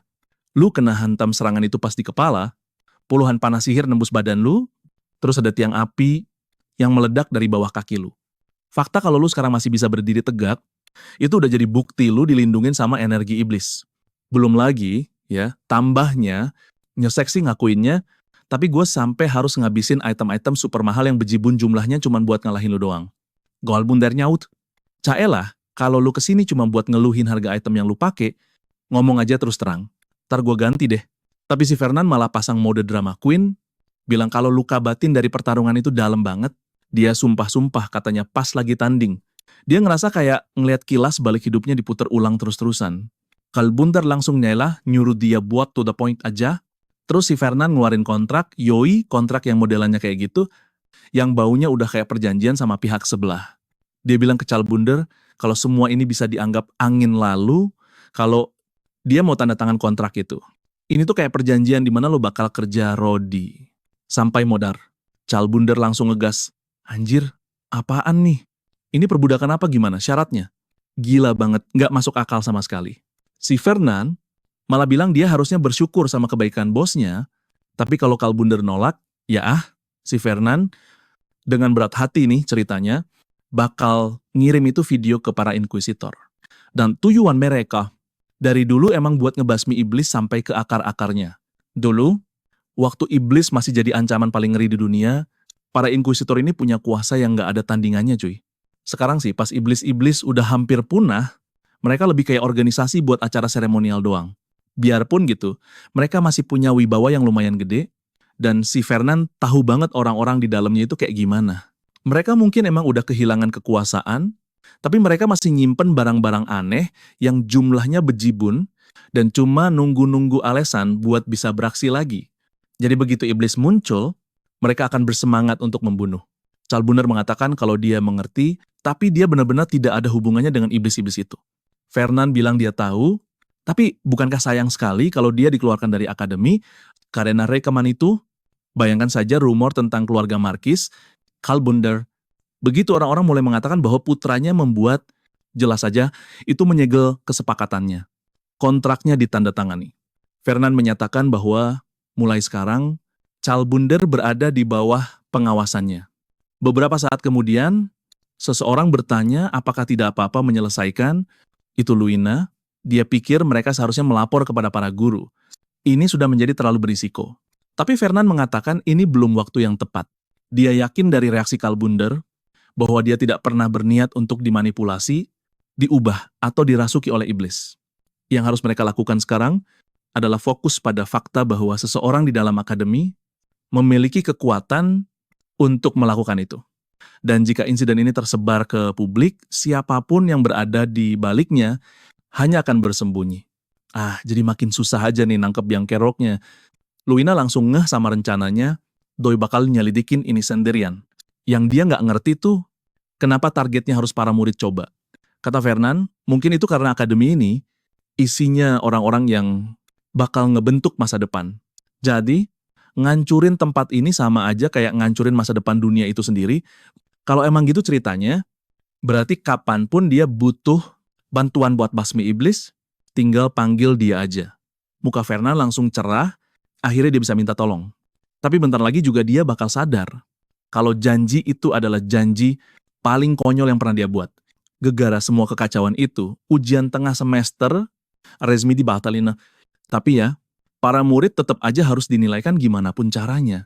Jadi semua ujian praktik diganti jadi ujian tulis semua, padahal di akademi ini, ujian praktik itu yang beginian. Bukan lagi para kutu buku yang seharian nunduk di buku, bukan yang harus benar-benar belajar serius. Si cowok pirang lagi asik banget sama bukunya, waktu si Alma tiba-tiba nyeletuk, bilang kalau dia lagi berusaha paham sama apa yang terjadi. Aneh aja gitu, waktu cowok itu nyerang dia yakin banget ngerasain energi iblis atau semacamnya. Tapi entah itu siapa atau apa, iblis itu pada akhirnya nggak pernah benar-benar muncul di sana. Dia bilang mungkin dia cuma terlalu lebay, mungkin itu sama sekali bukan iblis. Tapi Alma kekeuh, nggak mungkin. Dia kenal banget sama energi itu. Dan nyuruh Aint buat siap-siap, karena iblis itu pasti bakal balik lagi. Dan yang lebih parah, katanya Aint bisa yakin kalau dia bakal jadi salah satu sasarannya. Aint nanya, Kokul? Alma jawab, seakan-akan itu pertanyaan paling bodoh sedunia. Soalnya kan dia yang bawa roh orang yang dulu membasmi semua iblis di masa lalu. Langkah pertama buat naklukin dunia, ya jelas dengan ngabisin garis keturunan Armenian. Makanya, mulai detik ini, dia lebih baik jangan lengah sedikit pun. Sementara itu, di Aula Ravero, si Fernand kelihatan lagi megangin kepalanya yang kesakitan, dan sumpah, gak ada satu orang pun yang tahu kenapa. Lah si Hyde nanya ada apaan nih? Dapat pesan lagi dari masa depan cuy. Katanya sih, tes berikutnya bakal nguji skill bertahan hidup. Para murid bakal dicemplungin ke hutan di selatan, selama 1 minggu penuh gokil. Si Fernand kayaknya ngeh banget nih hutan mana yang lagi diomongin, dan menurut dia itu pas banget, soalnya di sana ada tanaman spiritual idaman gitu. Bentar ada plot twist kui. Ternyata tanaman spiritual itu cuma jebakan Batman, bisa bikin semua perlindungan lu ambiar. Ganti adegan, si Ain lagi masuk gua terus ada sesuatu, mungkin suara gitu, nanya apa ini emang tempatnya, sambil ngasih peringatan, kalau dia nggak benar-benar niat buat nemuin Doi, dia nggak bakal pernah berhasil. Oke, lanjut. Dia gas terus maju, dan akhirnya nemuin juga. Jeng, dihadap-hadapan langsung sama naga dong, tambang Mithril. Si Alma nyuruh Ain buat ngangkut semuanya, jangan ada yang sisa, tapi ya, kita tahu lah ya. Kemungkinan besar si Fernand yang bakal ngembat semua mitrilnya, soalnya itu logam yang diberkahi mana, dan itu satu-satunya bahan yang ngebolehin roh buat tinggal di dalamnya. Makanya roh kaisar bisa nyangkut di dalam pedangnya, si Aint. Dan semua ini diliatin sama si Fernand. Dia lagi berusaha nyerna ide soal logam yang katanya bisa nyimpen jiwa orang, dan begitu dia ngeh, dia jadi pengen banget sama benda itu. Sevik itu langsung ngedume. Kemarin ramuan, sekarang malah tanaman beginian. Kovuk itu Kobangeles. Bilang katanya waktu itu cuma bercandaan doang, tapi kali ini beneran serius. Dia sampai sumpah-sumpah kalau ini barang berharga. Dia bilang Luina gak usah khawatir soal pelajaran di kelas, soalnya dia udah nyiapin seabrek alesan buat guru-gurunya, jadi Luina bisa ikut bareng dia, bahkan dia nawarin buat ngurangin utang keluarganya Luina. Biarpun gitu, Luina tetap nolak. Soalnya satu-satunya hal yang gak bisa dia lakukan itu ya bolos kelas, apalagi bolosnya sampai seminggu penuh, cuma demi tanaman spiritual yang konyol begitu. Tian Gehela napas terus ngomong, ya udah, kalau emang Luina gak mau ikut, dia bakal ajak orang lain. Pas banget di saat itu, pintunya kebuka, terus ada suara yang bilang, udah lama nih gak ketemu, sejak terakhir kali ketemu sama kakak Fernan, dan mendoakan semoga harinya dipenuhi mana. Waduh, siapa pula cowok aneh ini? Luina langsung nanya itu siapa? Dia ngenalin diri, namanya Jace Vines. Masuk dengan gaya bersinar dan suci banget, terus dia juga ngasih ucapan berkah mana ke Luina. Kelihatan banget sih dia datang ke sana buat ngomong sama Fernan. Dia ingin tahu bagaimana kehidupannya di akademi. Luina langsung bertanya apakah mereka akrab. Fernan tersenyum sambil berkata kalau dia terdengar kaget, dan Jace menambahkan kalau itu masuk akal, mengingat jenis hubungan yang mereka miliki. Luina bilang itu sama sekali tidak masuk akal baginya. Lagi pula, si Jace ini adalah orang suci dari gereja naga. Bagaimana mungkin seorang pria suci dari ordo keagamaan dan orang paling serakah di sekolah bisa berteman seperti itu? Jace memberitahunya mungkin dia tidak akan mengerti, karena dia bukan penyihir. Gereja Dewa Naga, pada awalnya, memuja para naga yang memberikan sihir kepada umat manusia, tapi seiring waktu pemujaan mereka berubah. Sekarang mereka memuja sihir itu sendiri, karena itulah gereja menjadi semakin besar, dan saat ini pada dasarnya, ini adalah organisasi yang dijalankan oleh para penyihir. Karena itu, siapapun yang ingin menjadi Archmage, harus diakui oleh gereja mereka. Luina menyuruhnya untuk tidak usah ceramah, dia sudah tahu itu. Yang tidak dia mengerti adalah kenapa dia dan Fernan begitu akrab. Dan sekarang semuanya mulai masuk akal. Jace menjelaskan bahwa sebuah organisasi yang bergantung pada penyihir sudah pasti membutuhkan banyak uang, dan ternyata Fernan Velberg adalah orang yang paling mendukung mereka dengan artefak yang tak terhitung jumlahnya. Dari pihak gereja nih, bisa berdiri juga gara-gara suntikan dana dari cowok itu. Makanya gereja sama Fernan itu koneksinya dalam banget. Pas mereka berdua lagi asik ngobrol, si Luina mulai sadar lagi nih, ini cowok sialan nyelesain semua masalah cuman pakai duit, dan sekarang dia jadi mikir, gimana ceritanya coba si Jace bisa-bisanya dianggap orang suci. Jace dengan santainya minta dia buat kalem dikit, emangnya kita bisa nolak bantuan dari Velberg ya kan? Ngeliat cewek itu makin sewot, dia bilang kalau tadi itu kuma bekanda, tapi dianya udah keburu cabut, sambil bilang kalau sekarang dia paham banget, kong kali kong di antara mereka. Si Jace minta dia buat nunggu, iya sih, mereka emang baru aja kenalan, tapi Luina bilang ogah ikut campur urusan beginian. Jace dada ke dia, sambil bilang mereka bakal ngobrol lagi secepatnya. Dia memberkati cewek itu, pakai mana terus nutup pintu. Pada penasaran kenapa mereka dipanggil ngumpul. Jagoan kita ini langsung to the point aja. Dia butuh bantuan buat ngumpulin, ya metikin beberapa tanaman herbal gitu. Kata Jace, tanaman spiritual emang kedengerannya keren sih, tapi jangan ngarep deh Fernan. Dia yang bakal borong semuanya. Yang sebenarnya pengen Jace tahu itu kenapa Fernan.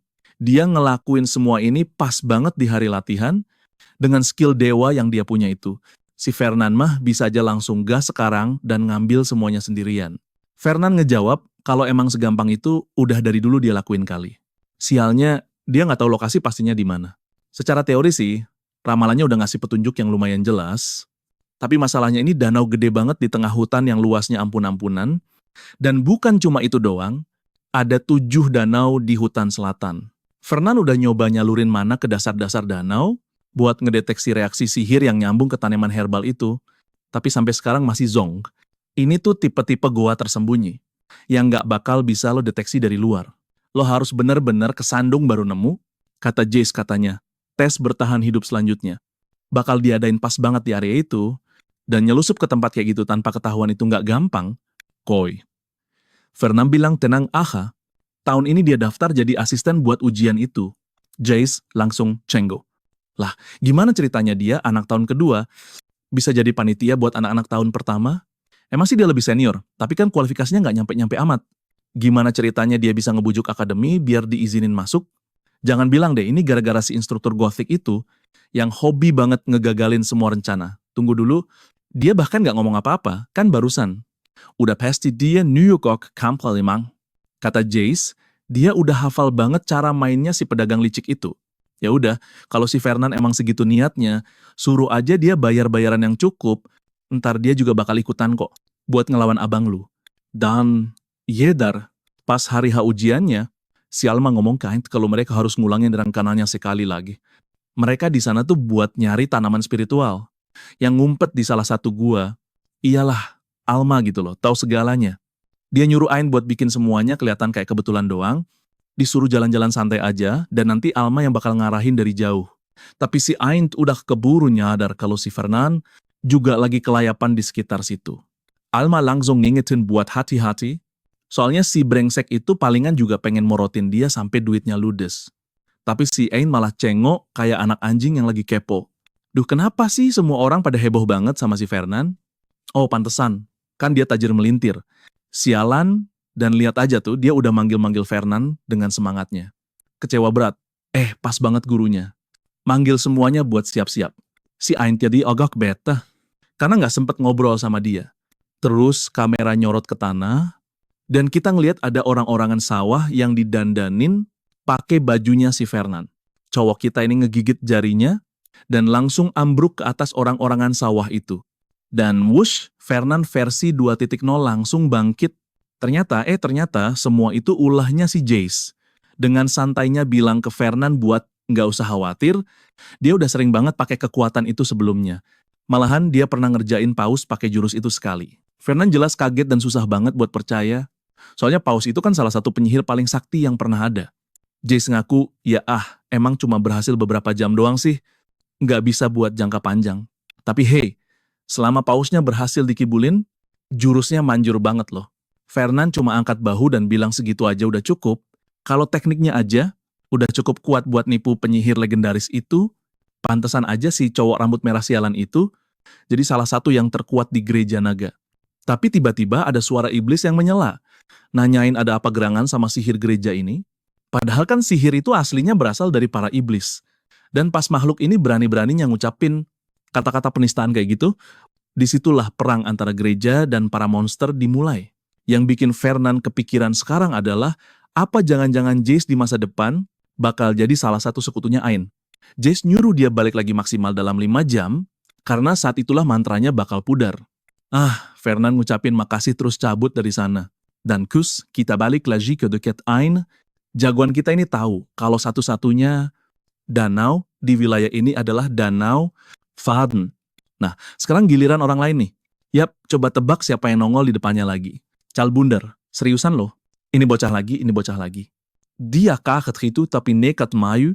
Si rambut merah yang nongol cuma buat jadi samsak udah balik lagi. Sampai-sampai dia nanya, "Woi, jangan bilang lu balik ke sini cuma buat digebukin lagi. Lo sadar kan kalau lo nggak bakal menang, iya kan?" Calbunder sebenarnya tahu itu benar, tapi kelihatan banget ada yang maksa dia. Buat nekat datang ke sini lagi.